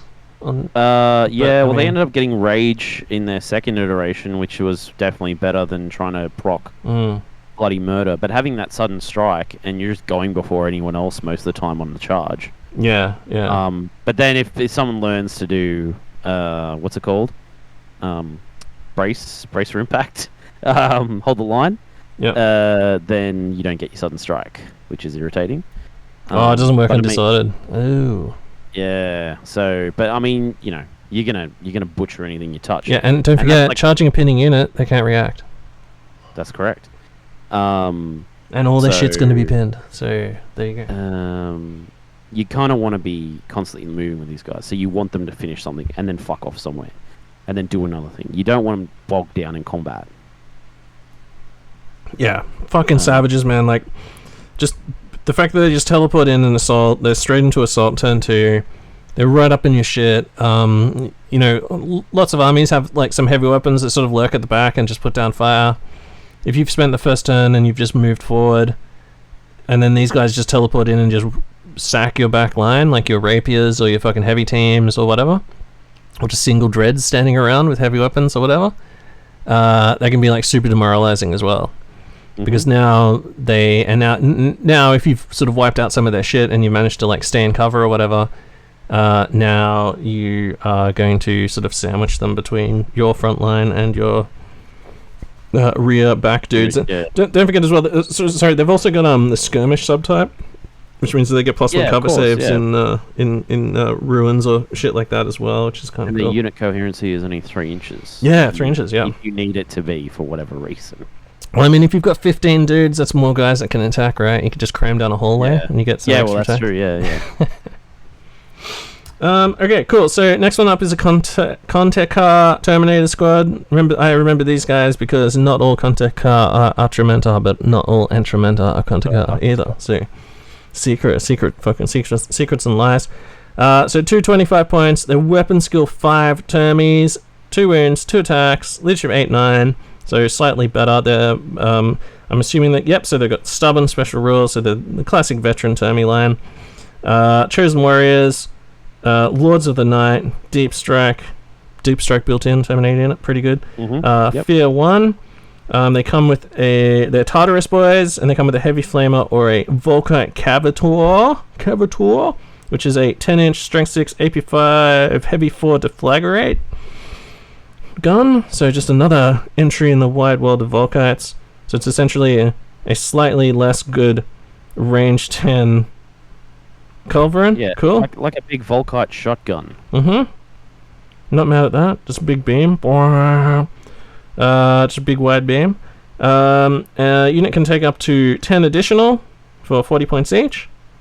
And remember, they come with a chain blade, which is the, fucking breaching 6+ chainsword, +1 strength, reaping chainsword. And anyone can. Well, they literally have no fucking options. So you can take up to 10 more, and the leader can take a power claw, like the magic eschaton power claw. And then Lords of the Night means that basically they can be taken as a command squad, right? Yeah, so no more than 10 models can be taken as a compulsory HQ choice if the army doesn't have Sevatar or Conrad. Good lord, what? Okay. And then you can take them as a retinue for Sevatar instead of as an elite choice. So that's what that rule is. So they have to be deployed with Sevatar and stay around it. It's kind of cool. A compulsory HQ choice. They just become we're taking charge. Sneaky way to fit in more units, like leverage another Terminator squad when you filled out all your elite slots. Even just being your HQ, your compulsory HQ, because 10 wounds, 10 Terminator wounds, they're still leadership 9, so that's still like as good as a Centurion, really, right?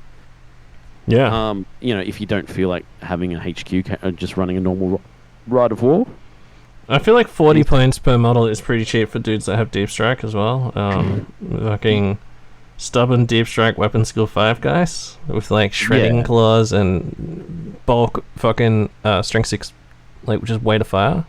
Yeah, and they've got Fear 1 and they've got Deep Strike. The Deep Strike stubborn. Sorry, stubborn. You just talking about Deep Strike. They're kind of cool. Once again, in a legion that already has so much stuff that's good at killing regular infantry, do we need this? 600 points for 15, dude. Yeah. Boom, Deep Strike. It's a lot of wounds to get rid of. Yeah, give them Fearless by that Warlord trait. Just fucking. You could make them Fearless, just like a Fearless blob of Terminators just on the back. Dude, think about how insane that is. Like Fearless 15. It'd be 16 models. How wildly obnoxious. Yeah. Imagine the weight of fire of 15. Dude, well. That's 60 shots as well. Wait, no, hold on. What is it? 60 shots. 60 shots, yeah. Hitting on 3s, wounding on 2s. What an interesting idea. Take your armor saves. I just did fucking 40 wounds to you. Yeah. And then that's all. So that's all. Oh, that's all from this book. We'll jump over to the Age of Darkness. Exemplary Battles of the Age of Darkness. And I think the second one on here, Huskars, Atramentar. There we go.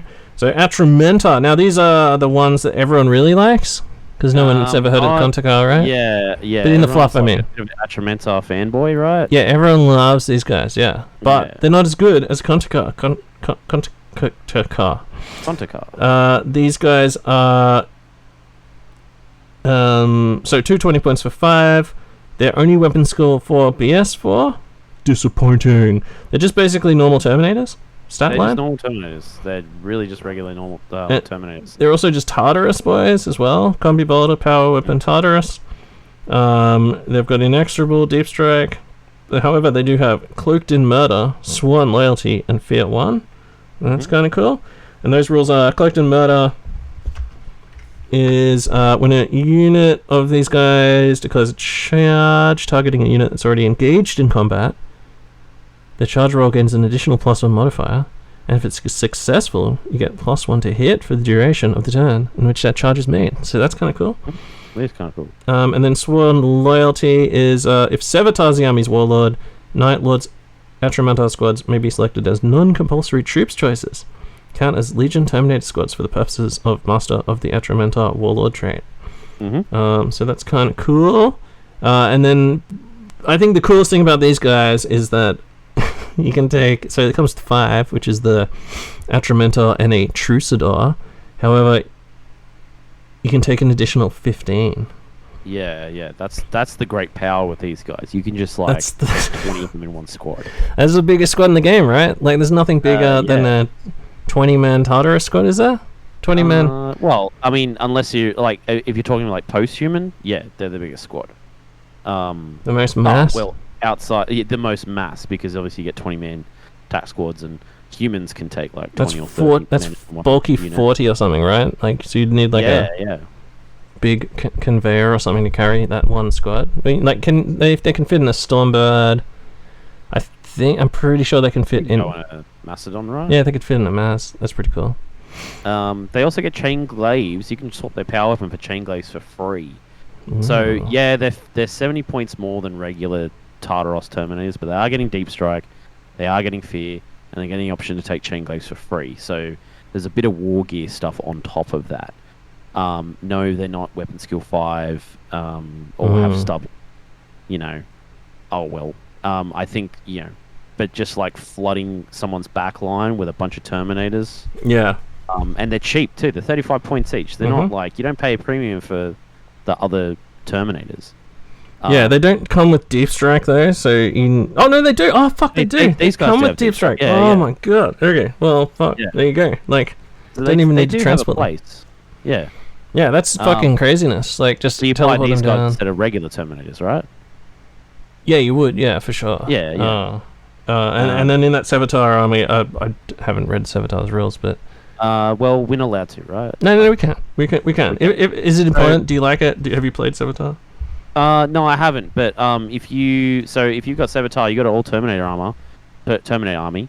He can give them all he can give them all Deep Strike, so that's regular Terminators as well. And then they get preferred enemy on the turn that they Deep Strike. Which is a pretty cool... Oh, that's cool, yeah, preferred enemy. Because they've already got the Deep Strike, they get the preferred enemy. Did they gain line or anything in his... No. So, you'd have to run Pride of the Legion just to get, like, your regular Legion Terminators for line. You could run... Could you run these guys... Because they're an elite Terminator squad, you could run these guys in Pride of the Legion and get line? That is a good question that I don't know how to answer. But, 40 line Terminators. See, well, because he makes them non-compulsory in like a normal list, so in like a Terror Assault list, so that like would leverage them out of. But if they don't have line, like, do you care? I don't know. You know what I say? Real men don't run line. That's how I play. But good luck to you on some of the missions. Hey man, I just win on secondaries every time. It's a real pain in the ass. So, blah blah blah. This says Terminator Cataphracti squads, Terminator Tyro squads, and Legion Veteran squads taken as compulsory choose choices in a detachment using this wide war gain the line subtype. Yeah, it doesn't say anything about like other elite Terminators unless that was like in the FAQ. No, I don't think it is. Yeah, it used to be though in the good old days. Back when siege tyrants were an elite's choice, so you could take them as troops. Yeah, you could take them as troops.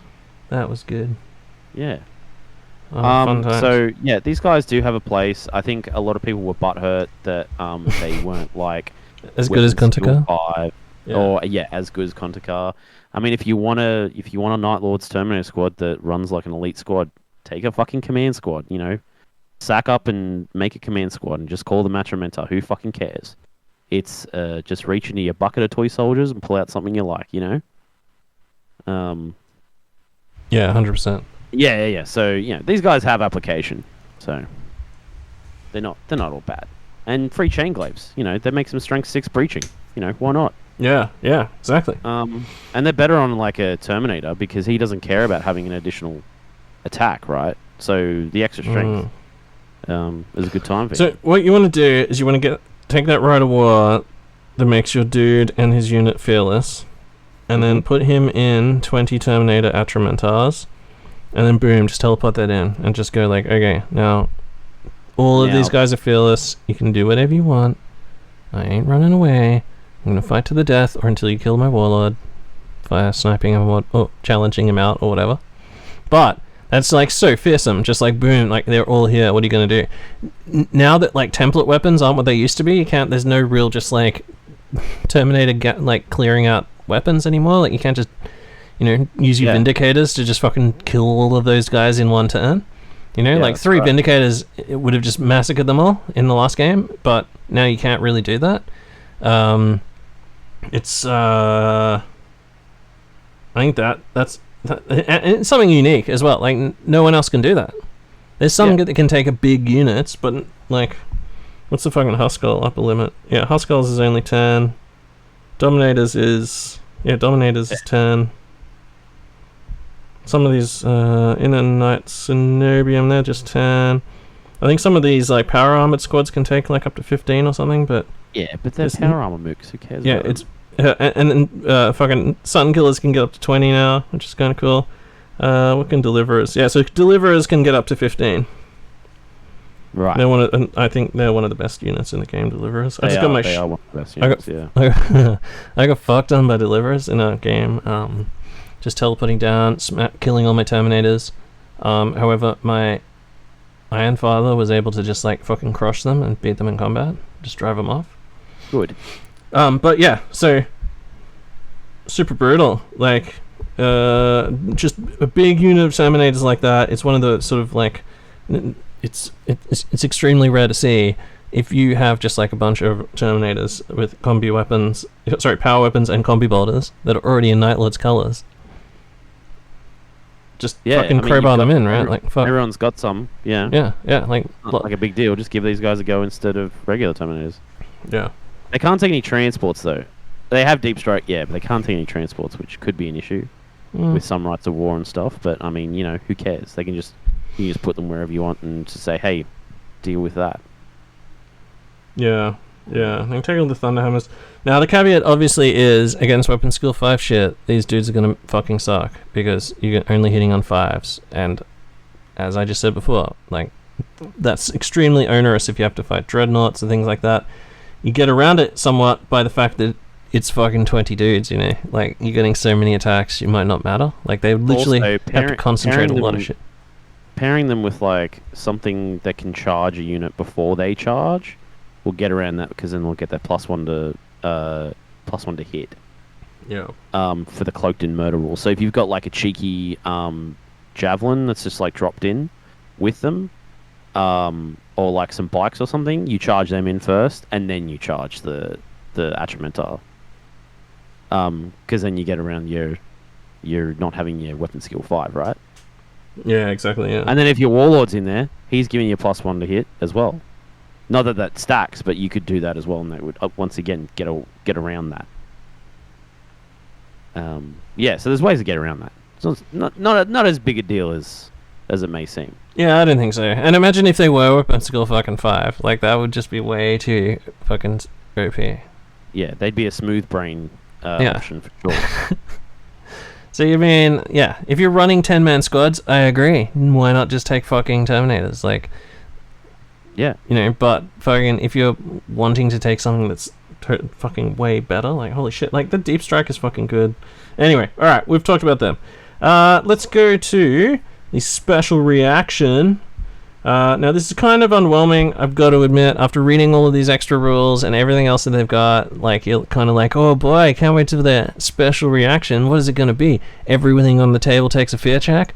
Or fucking whatever, you know? Like, everything on the table for a round is, like, neg 1 leadership or something? Or, a turn that isn't already night fighting suddenly becomes night fighting? Or something like that? Like, oh, fuck, what's it going to be? No. So, what it is if you... enemy declares a charge on one of your units, instead of just standing there, you can fall back 2d6 immediately and automatically regroup,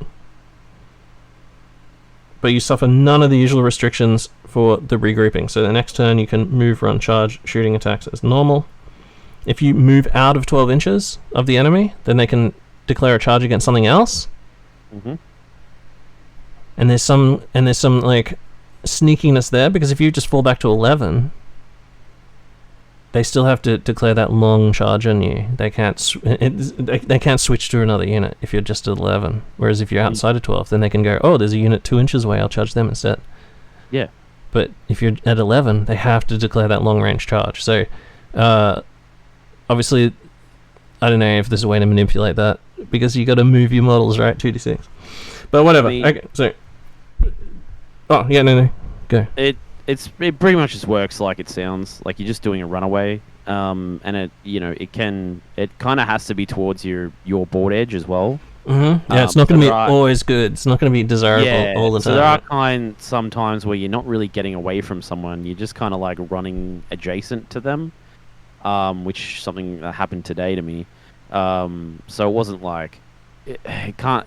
But like in most circumstances, you're gonna want to just do it like, say, if your raptors get caught with their dicks in their hand, you're gonna want them to run away so they can pounce back on someone else to get their sudden strike off. So yeah, you probably want to use it. It's not as good as, say, like, what's the Alpha Legion one? Smoke and Mirrors. Yeah, it's definitely not Smoke and Mirrors. It's no Smoke and Mirrors. But riddle me this though, Jeff. Can I say I have a Night Lord's Dreadnought? Even though I'm fearless, can I still do a fallback and then automatically regroup? There's no reason why you can't. So that sounds pretty good. If someone tries to charge your Dreadnought with their Dreadnought, you can just 2d6 away and be like, nah.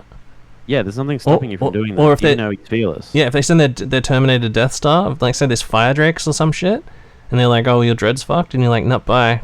Yeah, I just ran the hell away from me. Yeah, I just ran 11 inches. Like, you can also fuck it up. Like, it's not the downside to this one. This one had, so a lot of the things like Smoke and Mirrors. Oh, you scatter at d6. That's after you've moved at 12. Some of the other ones, like the one, like mine, for example, the Iron Hands one. Everyone fires twice. The only downside is, everyone overwatches twice. The only downside is you gets hot on your weapons. This one, the downside is you fucking go, okay, I'm running away 2d6. Oh, I rolled 2, and then you just easily caught me anyway. It's not. So it did nothing. Yeah. I mean, it's like at least I'm getting the shots off, and I've got a downside. Whereas you could just fucking go, oh yeah, I'm using it, and then just fucking it doesn't do anything. Like you just run 3 inches, and they just kick, just catch you anyway, and you've just wasted it. Like you could have overwatched or forced a disorder charge. Yeah, disorder charge. Yeah. It's no. Is it the best defense is offense or something? The Imperial Fist one where you just charge a dude, or the Space Wolf ones where they just like you come in range of them, they just do a charge or whatever. Well, dude, have you noticed that you're listing loyalist legions? If you want good rules, should have stayed on the Emperor's team. Shouldn't have joined team fucking extra dimensional asshole fucking extra dimensional beings. Never side against humanity. That's all I'm saying. But okay, so interesting reaction. Definitely like there's some skill needed there. But I mean the rest you're getting you're getting a ton of fucking good rules, I think anyway. That's just like a nice little tool. And I think it sort of balances them. It means that Night Lords aren't in the same bracket where I would put Imperial Fist being fucking extremely for new players. They're definitely like a thinking man.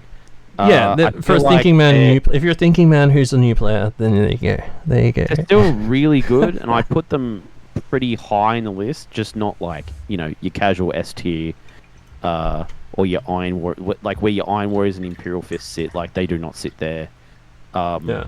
Maybe somewhere higher than mid tier. I wouldn't say they're like high tier, but they're good. They're just good, but they require just a little bit of skill.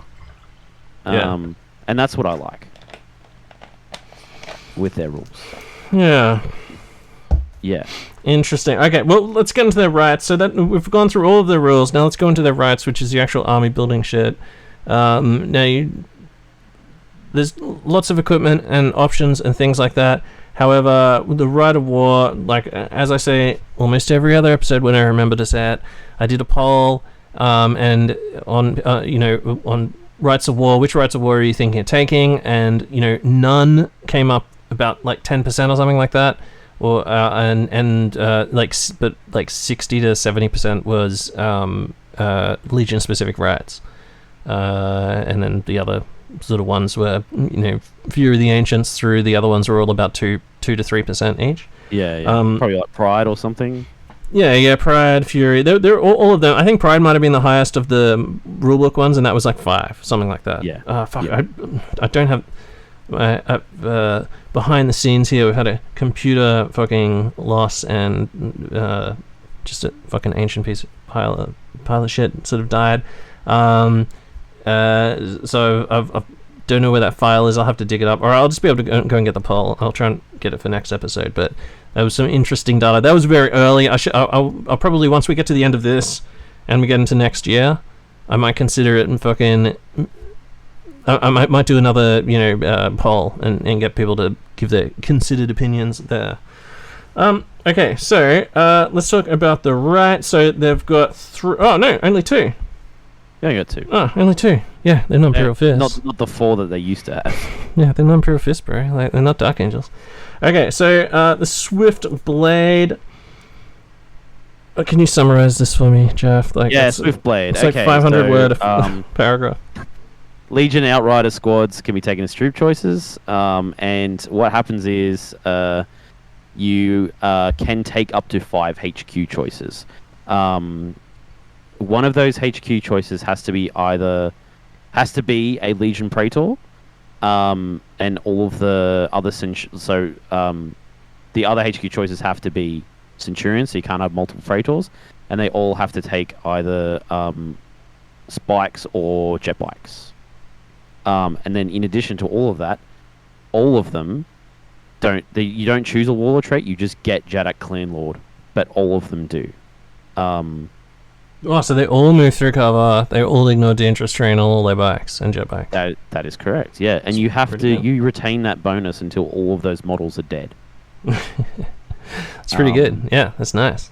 And then you can't take Sevatar or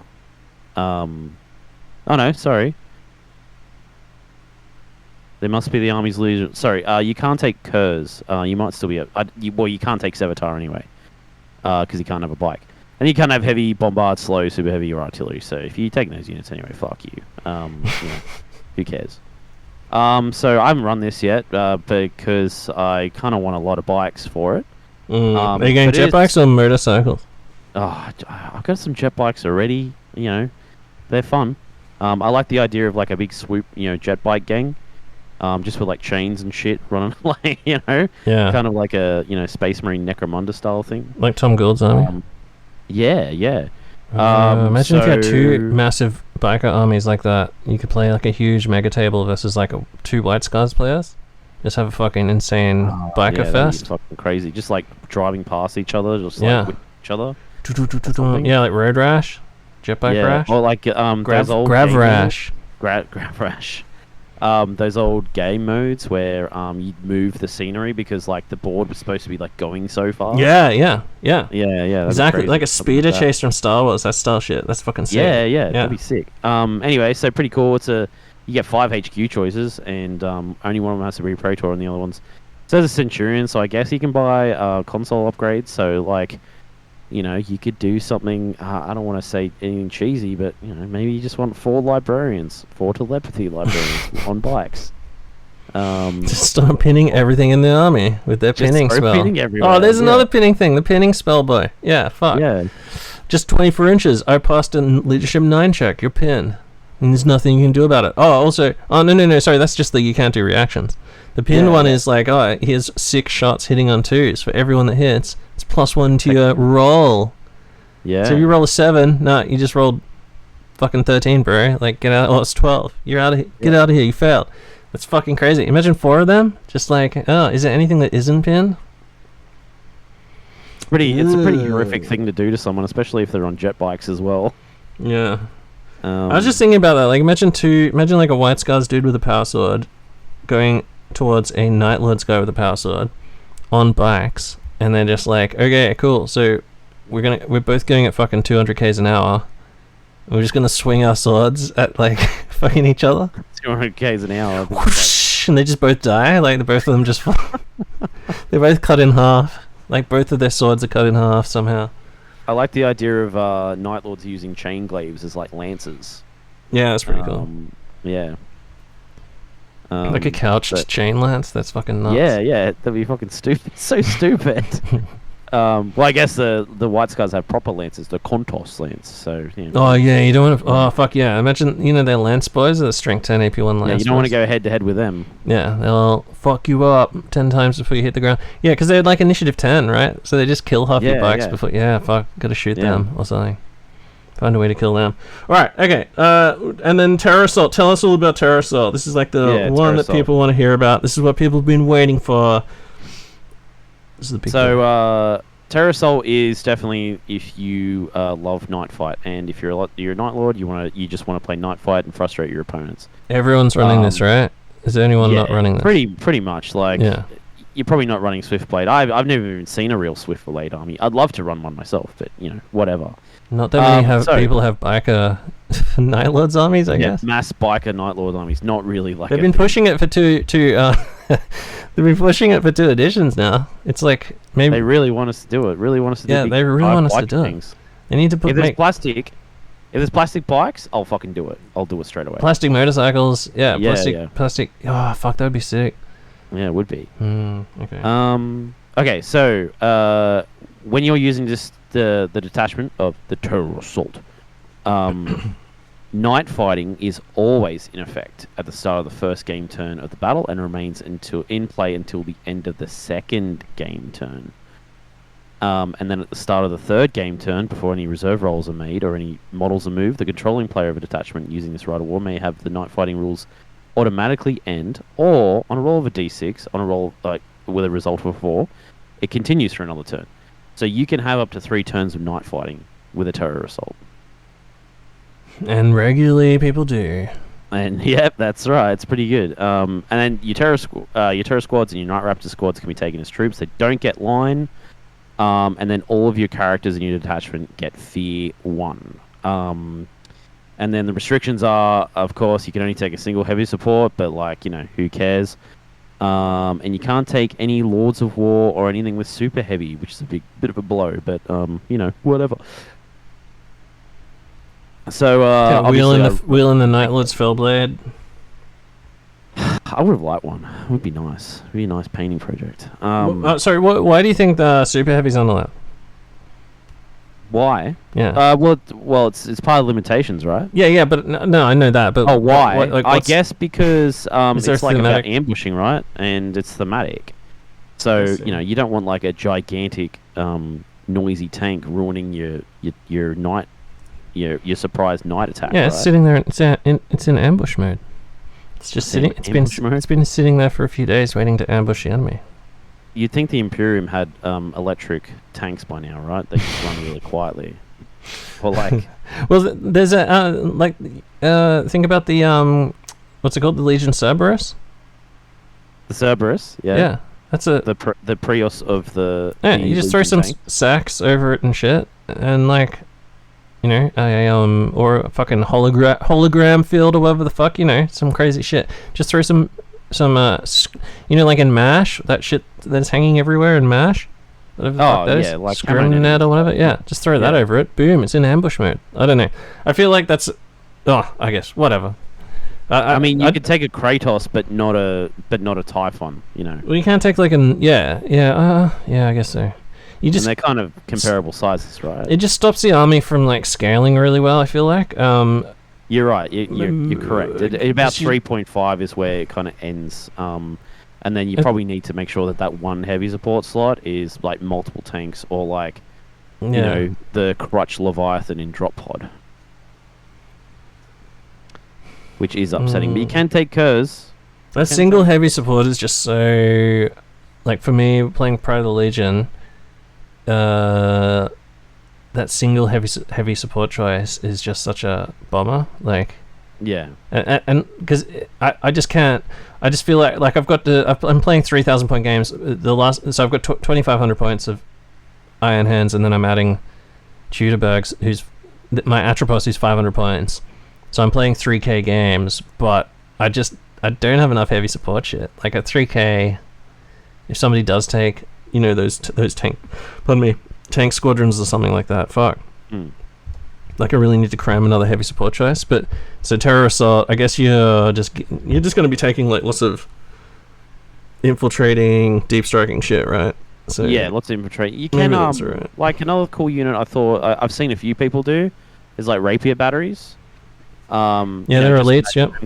Covering them with camo netting and then just like running up to it, just like, all right, here we go, and firing las cannons and stuff. Yeah. Oh yeah. So some of the ways, well, that's a good point. So some of the ways that I've thought of getting around that one heavy support choice is, like you just said, rapiers and fucking those guys. Like the Castaferum with 2 Gravis las cannons. That's 4 BS5 las cannon shots. I run 2 of those. Yeah, and it's like 40, but it's 40 points cheaper or something, right? So I think 50 points cheaper. With Prey Sight, obviously it's going to be an extra 15 points. But like 2 of those, right? You got 2 little box dreads so they've got 4 las cannon shots each. They're hitting on 2s. Yeah, they're the same shooting as a Contemptor, but cheaper. And if they're not going to fight anyway because they're in your backline, who cares? Who cares? Yeah, save the points. They're toughness 6 with 5 wounds. Yep. So they're better protected than like a las cannon squad, which would be filling your heavy support choice, and they've got nearly the amount. They've got, I would say, well, they kind of have the same amount of firepower because you're hitting on 2s instead of 3s. So you're just discounting your misses basically. Yeah, I feel like they're the new Raptor, like Raptor. They're the new rapiers. Like rapiers used to be really hard to destroy, but now they're toughness 4 because you go off the max tough. The toughness 4 of the dudes in the unit now. You can just shoot them fucking off if you have like a heavy weapon squad or something like that. Whereas these Castaferums, they've got that 5+. They've got the 3+ armor. They've got the is it 3+ or 2+? Is it 2+? 2+. Yeah, so they've got 2+ armor, 5+ invan. And they're a decent movement. They can move faster than rapiers. And if you're just sitting in the back line, just shooting las cannons for the price, like for 3 of those, you're saving 120 points. Then you could take another. That's like an entire 3 quad heavy bolter rapier team, which is fucking sick because that's 48-inch range, 24 heavy bolter shots that you can just rip into people. And if you got you buy and Prey Sight, your opponent can't return fire on you or anything. Yeah. Opponent can't return fire, and let's look up that. So, what is a rapier? Because I think a rapier gun carriage might be bulky 3, which would mean does a rapier? Yeah, because I think the rapier gun carriage is infantry with the artillery subtype and has Legion of Astartes Nihilords, right? So you would be getting +1 to wound against a lot of shit. Yeah. I'm gonna look that up there. Hold on. I don't know. Bulky 4, the rapier carrier only. So bulky 4 for each rapier. So that's 12 just straight up, and then you got 6 crew. So that's 18. Yeah. So you're gonna outnumber like most shit, and then just pump 24 shots, hitting on 3s, twin linked, and then wounding on 2s instead of 3s. That's fucking savage. And that's just the savings you've made from taking your Castaferums instead of Contemptors. And they can rip down like light armor as well because you're getting a +1 to pen armor as well. Yep. So like your rhinos or pretty much it's the rhinos. But it's better than nothing. It's better. 5s are better than 6s, right? Yeah. We've played some tabletop sim games, like with just Kat and I have played some meme games where we were like, oh yeah, let's play, like, let's see what Fear of the Ancients is like. We'll take the most like obnoxious armies, but we'll play it in TT Sim, so we don't have to waste time painting them and traveling fucking the length of the country to play. I took a bunch of Contemptors with like 2 Gravis las cannons, and like it's just fucking, like, it's just disgusting. Like Strength 9 Sunder. If you take Iron Warriors, it becomes even more fucking crazy. Strength 10 on against vehicles and stuff. Yeah. But like just that many Gravis las cannon, like 4 shots, Strength 9, AP2 with Sunder. Like you just chop fucking vehicles down. You can just bulk fire them all into like other dreadnoughts and fucking chop them down as well. Like if you have 3 of them, you're gonna easily just destroy the, even if someone has a Derrideo or something like that. 3 of them firing 12. That's like 12 las cannon shots. You'll just fucking easily destroy it.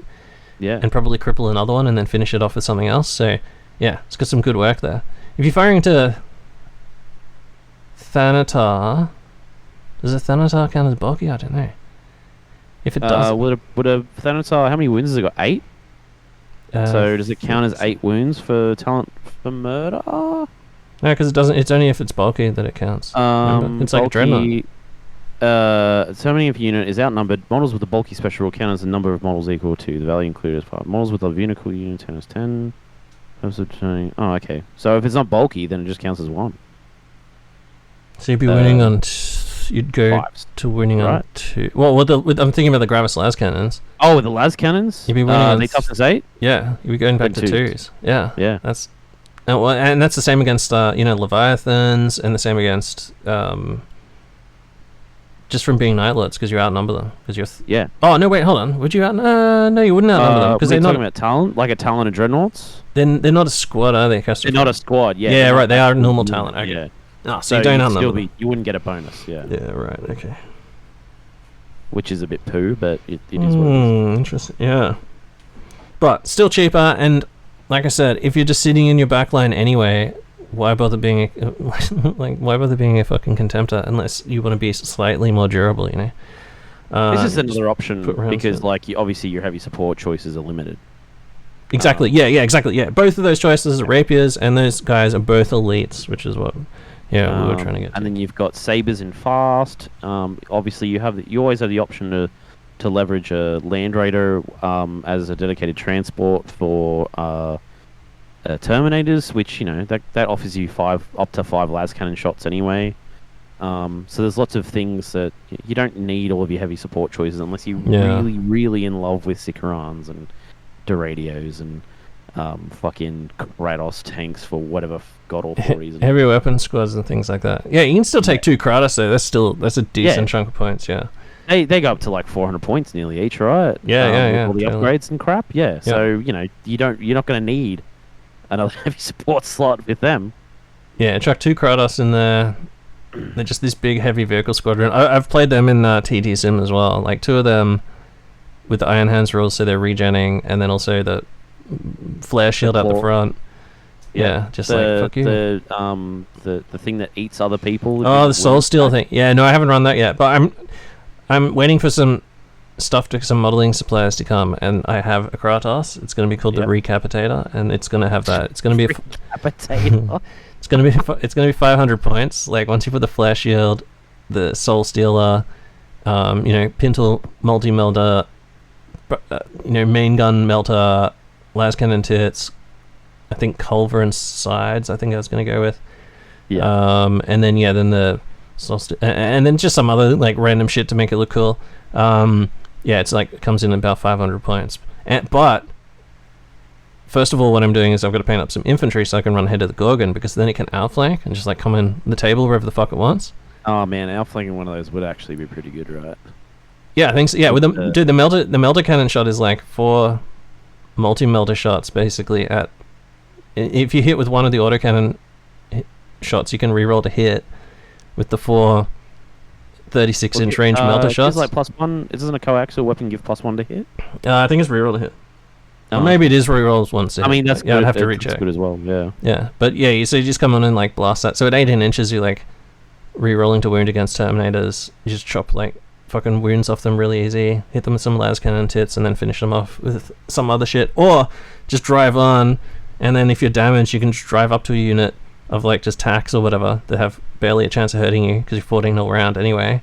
And then you just blast into them, and because they're 6 inches away, you can just suck up their souls in a 5+ and like re-heal the fucking engine or whatever. Yeah. So that's kind of cool.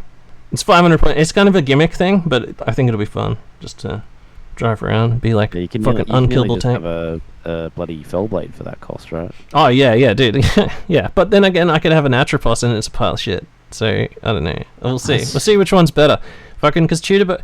So the Atropos. Hey, at least Tutorberg looks nice, right? Yeah, exactly. Yeah. Tutorberg's a fucking amazing model, but not super great. Like I charged a Dreadnought in my last game against World Eaters, Fury of the Ancients. I was like, oh, there's 2 Dreadnoughts on this flank.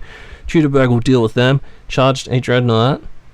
Didn't hit it with the las cutter, obviously, because you need 6s to hit. Yeah. Tried to kick it to death with like 7 strength 10 AP2 kicks. However, you're only weapon skill 4, so you're only hitting on 5s. So I did like 2 wounds to it, and then it did I even got to do any of that. It had done like 3 wounds to me, or 3 hull points or whatever. And then in its turn, because of the new rules for knights and titans and shit, you don't count as it being in combat with it. It's like a vehicle. So the World Eater's Dread was just like, oh, I'm not in combat. I'll just shoot with my multi-melter from like fucking a barrel length away, and just like and just killed it. Yeah. Yeah. Okay. Wow. And then even if it had just merely badly damaged it with those 2 fucking, because it's a Gravis multi-melter, 2 AP1 fucking shots that on a 5+ do an extra D3 damage. Even if I hadn't killed it with that, it could have then charged me again and done it full range of fucking attacks before I even got to try and just kick at it again. So yeah, not great. However, in its defense, it is one of the few weapons that still has a large blast strength 8 AP2 like little pie plate thing. Boom, 5-inch blast, and it does have night fighting as well. So it's a look out for them if you're a Night Lords player, because it has night fighting and a 36-inch range weapon, so it can dump that down on your fucking raptors and just instant kill a bunch of them. Just rip it down with all those las cannons on your box dreads you bought. Yeah, and if you're running an Atropos, just remember it has night fighting. And if you're a Night Lords player and you're going for night fighting all the time anyway, there's no point in taking a knight that can't fucking shoot in the dark. So if you're a Knights player, it could sort of synergize well. I'm not saying it's good. Couldn't kill a Dreadnought on the charge, so not good. But for just sitting back and fucking shooting in the darkness, you're gonna get up to 3 turns of just like from 36-inch away, just pie plate on the enemy. So it's not a bad choice for Night Lords players if you want to. If you've done your 2,500 point list, Terra Assault list, and you're like, it's finally tuned, but I need to go to 3K event, boom, grab your Atropos off your shelf as well. The Atropos of Lord of War? Yeah, it's a Lord of War, yeah. Oh, there you can. Oh, okay, fuck. Well, there you go. Okay. Could take a Mechanicum. Glad I brought that up. Yeah. And then run some Moirax or something. We just run Loyalist Night Lords and have Sisters of Silence allies. Oh, interesting combination. Debuff leadership even more. Who else to run around with the most sinister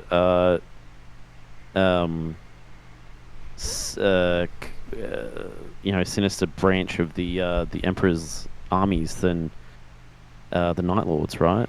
Yeah, because they're also quite sinister. When you need to go to a planet of psychers and kill them all by skinning them alive. Should do hurt. Also, I don't know. Whatever. Maybe play. You could play Loyalists, Night Lords, and then take some Custode allies. There you go. Boom. Oh no, but yeah. They don't care about night fighting at all, do they? Okay. Yeah.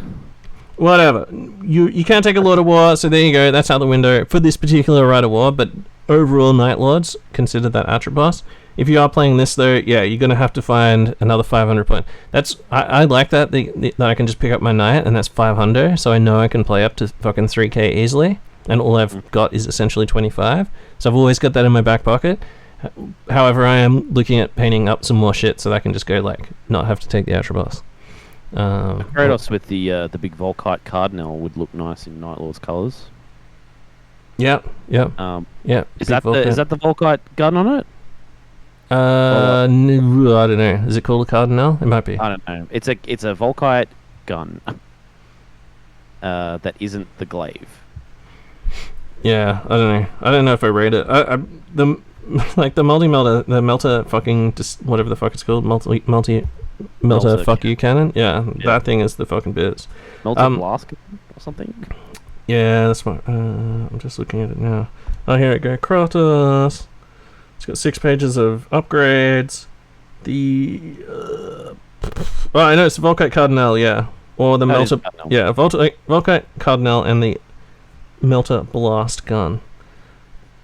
I think they're both pretty good, but I think the melter gun for me is what I want to be doing. I want to be just like rerolling the wound against dreads, and I want to be like just punching, because that's like 2 las cannon tits plus 4 multi-melter shots at 18. At 18, you're basically gonna fuck like a vehicle, right? Like, yeah, you got a really good chance of penning, and as soon as you pen, that's 5 plus the vehicle dies. Like, there's no Ceramite anymore, so you just fucking just annihilate shit. And if you're at 18 and annihilate a Spartan, the dudes have to get out.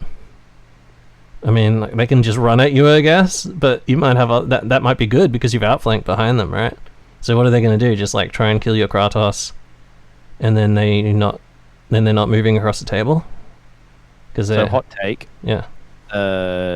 Night fighting is the new armored Ceramite, because you're either going to be over prepared for it or under prepared, right?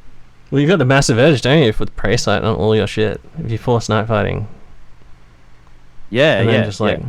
But like, I've played opponents where they just, they have a mastery signal with Cognisignum with like a 10-man las cannon squad, and then searchlights on all of their vehicles. Or like someone who's just going to take 4 tech marines with Cognisignums and just put them with their squad. Like, someone's going to do it. I've seen people do it already. It is expensive. That 70. You're talking like for a tech marine with a Cognisignum is 70 points. Yeah. So like, there's obviously a price associated, and then, but that's, yeah, you're right. Yeah, night fighting is a new Ceramite. It's an escalating thing. Like, it's the same way. Which one do you reckon is more of a thing, that or the Augury Scanner versus deep striking? Well, that's also a pretty similar arms situation, race, right? Yeah, it's like 2 separate arms races now. Yeah, it's gone from the Ceramite arms race to that arms race. Yeah, I haven't had any issues with Augury Scanners, but it's like some people are just like, why wouldn't you pay the 10 points for it? Because everything can take it. It lets you shoot. It lets you ignore the range on night fighting. Yeah, it does, which is also pretty powerful. Which is kind of good. You'll get the -1, but yeah, it's 10 points, and that any normal squad can take that. Yeah, so anyone. Yeah, exactly. Yeah, you're always going to take it on a heavy weapon squad, right? Yeah. Yeah. Cognisignum will give you +1 BS as well, which is kind of good. So there's a bunch of. I can't do like fucking movement phase reactions, so I can't intercept with any of my Iron Hand shit. So I just rely on having the extra shooting phase or assault phase reaction. So when someone does teleport down and then they try and assault one of my units, then I can do my, try and do my magic reaction or whatever and just fuck them off. So is the fact that you can't do a reaction in the movement phase, is that to do with Iron Hands in general, or their Rite of War? No, it's just the Rite of War. You're the Silver Iron Will. So you don't get a movement phase reaction, but you get an extra reaction in either the assault phase or the shooting phase. Right. You just, if you don't use it in the assault in the shooting phase, obviously you can do 2 in the shooting phase. Yeah, it's a Warlord trait. Yeah. It's not a built-in thing. It also, the main thing is you can't change the stat line of him and his unit, which is really good because they're rad, blind, fucking all that shit doesn't do anything. You can't intercept because it happens in the movement phase. Is that what you're telling me? Yes, correct. Yeah. Oh, that doesn't seem very good. Because deep striking is Oh well, I mean, it's worked out for me so far. Because if they deep strike into my rear and try and sack my Culverin unit, I go, okay, well, I'm doing my special reaction where I get 80 shots now into you. And then they go, well, I might not do that anymore. Yeah, well, I guess that's true as well. You don't want to. There's times when you deep strike and you cop like before like the opponent's next turn, you cop 3 rounds of shooting. Just getting into combat, which is just fantastic. Yeah. I mean, it probably would have saved me in that game against Jack, like where he would, deep struck down, and pinned all my shit, and kind of fucked with me. If I'd been able to do a bunch of reaction fire, I would have like culled his guys quite a bit. I probably would have destroyed one of his 10-man squads. And then the last game I played on Thursday against Sean and Randy, Sean had teleporting deliverers and teleporting jump pack destroyers with a rad grenade missile launcher, and a deep striking for all 3 of these, deep striking assault squad as well, with a fucking Delegatus in there with a magic spear or something, and they were all able to just like deep strike in amongst my shit, and I had to cop it. But he didn't force pinning on all my shit though, so his big assault squad landed near my culverins, and I was like, well, if you charge me, I'll overwatch at full BS, and he was like, man, I won't be doing that. But his deliverers were able to just teleport assault Everyone who's playing Raven Guard has deliverers. They're just the best. Amazing. Yeah. All right. Well, but if that's making people want to play the army, then that's fine by me, because we're actually seeing Raven Guard armies, and that's kind of cool. That's true. Yeah. All right. Well, I don't have anything else to say about Night Lords. No, we're done. That's it. Boom. Excellent. Thanks so much for coming on, dude. It's been awesome. My pleasure. I think people will get a lot out of the sort of minutiae that we went through, and just like some ideas and options and how things work. I think like that's very valuable. There's lots of people who just like sit there and paint fucking models all year and play like 2 games. They don't want to fucking have to sit down and read every single legion and figure out how shit's gonna work and what the fuck's going on. They can just listen to this. That's the feedback that I get from a lot of people. Because Heresy is one of those things where it's not like 40k where it's not like 40k where there's just tons of tournaments going on and fucking huge tournament scene, massive, everyone's getting games in all the time. There's also in Heresy there's a lot of just like really top shit modeler people who just play like a few games a year at at events with mates and things. So it's definitely like a different scene to the 40k style scene. So I think like they can listen to Legion, listen to us talk about their Legion, and then they're just like happy with that, which is good. That's the feedback I've been getting. So thanks so much. Also look out for the latest episode of Border Princes. What's the latest episode about? Latest episode. Is Sean with a huge vessel? We couldn't get old mate Sean to join us, so Jack and I were just talking about things that we've been up to, going over all the new Chaos stuff that's been being released. All the giant Chosen. Have you seen comparisons of those next to Marauders? Yeah, it's crazy. Yeah, they're like head and shoulders above them. But they're all very cool models. That's pretty much what we've been talking about. What do they look like on 25 squares? They look good, man. They rank up. The Chosen rank up well. Apparently, and this is a rumor. Like I keep saying, this is a rumor. Oh yeah. Apparently, the new Chaos Warriors that are coming out do not rank up well. But the Chosen do. Chosen do. The Chosen do, because they're just holding their gigantic axes. Yeah, they look fucking sick. And they're gonna look good as a unit. I'm not really sure how many Chosen you'd run as a unit. Maybe 18 at most. Yeah. Maybe.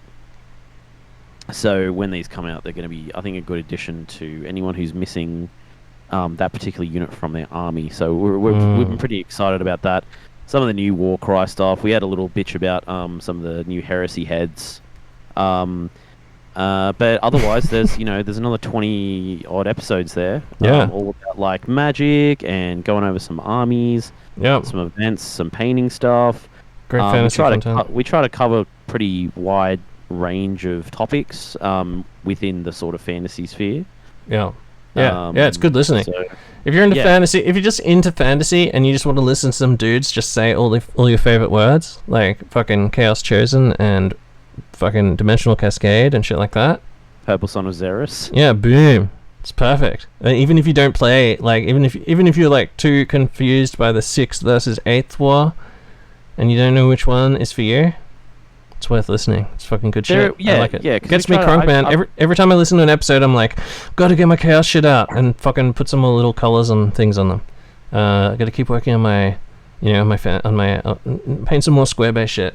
It's inspiring. I like it. It's good. I need to find some people to co-host with me for for probably a month or so, just because the other boys are going to be busy over Christmas or something.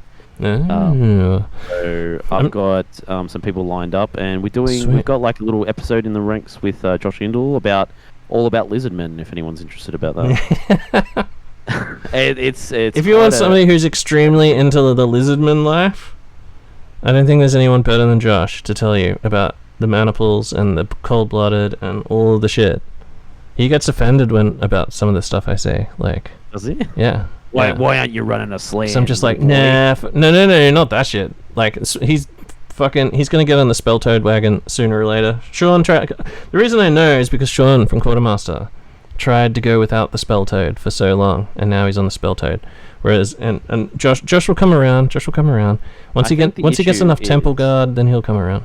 I think the issue is because our meta is so soft right now. Like, no one's like, he can work up to play 2,400 points and not run a 4th level wizard and get by. Yeah. So eventually it'll happen though. Don't worry. I think maybe I need to like bring out like a herdstone choir, like 2 level 4s, and just absolutely destroy him. And then he'd be like, all right, I'll get the 4th level. He's already been traumatized by my gore horde. Yeah. He's created like this mythology about them because he's so worried about them. But, yeah, it's awesome. It's just brave lizard cold-blooded boys just fighting back to side by side with their lifting their shields, fighting phalanx style. It's good. They're all the dinosaur friends. Well, yeah, I can't wait to listen to that to that episode. That'll be fucking awesome. All right, man. Okay, thanks, man. Thanks so much for coming on, Jeff. And you've got Instagram, right? How do people find you? And on my regular Instagram, which has lots of heresy content. Yeah. Is called, I think I changed it. It's called Hyperman 4 Heresy. So Hyperman 4 is the number 4, not the word 4. So Hyperman 4 Heresy. Hyperman number 4 Heresy. Yeah. Awesome. And I entered like my latest post, which I just did right before we got on. I painted an Ultramarine Praetor. Whoa. Yeah, just for something different. For a competition, which I won, by the way. Not to gloat or anything. A painting comp. Whoa, just went casually smashed out a painting comp. Nice. Yeah, so I'm pretty proud of myself. Yeah. But yeah, there's some good Night Lord stuff, some Imperial Fist, Egads stuff there, some Titanicus. Ooh, and then some other bits and bobs of whatever I was doing over the past few years. But yeah. Awesome. And then there's obviously the Border Princes podcast, Instagram, if anyone's interested in that stuff as well, which doesn't get uploaded to nearly enough.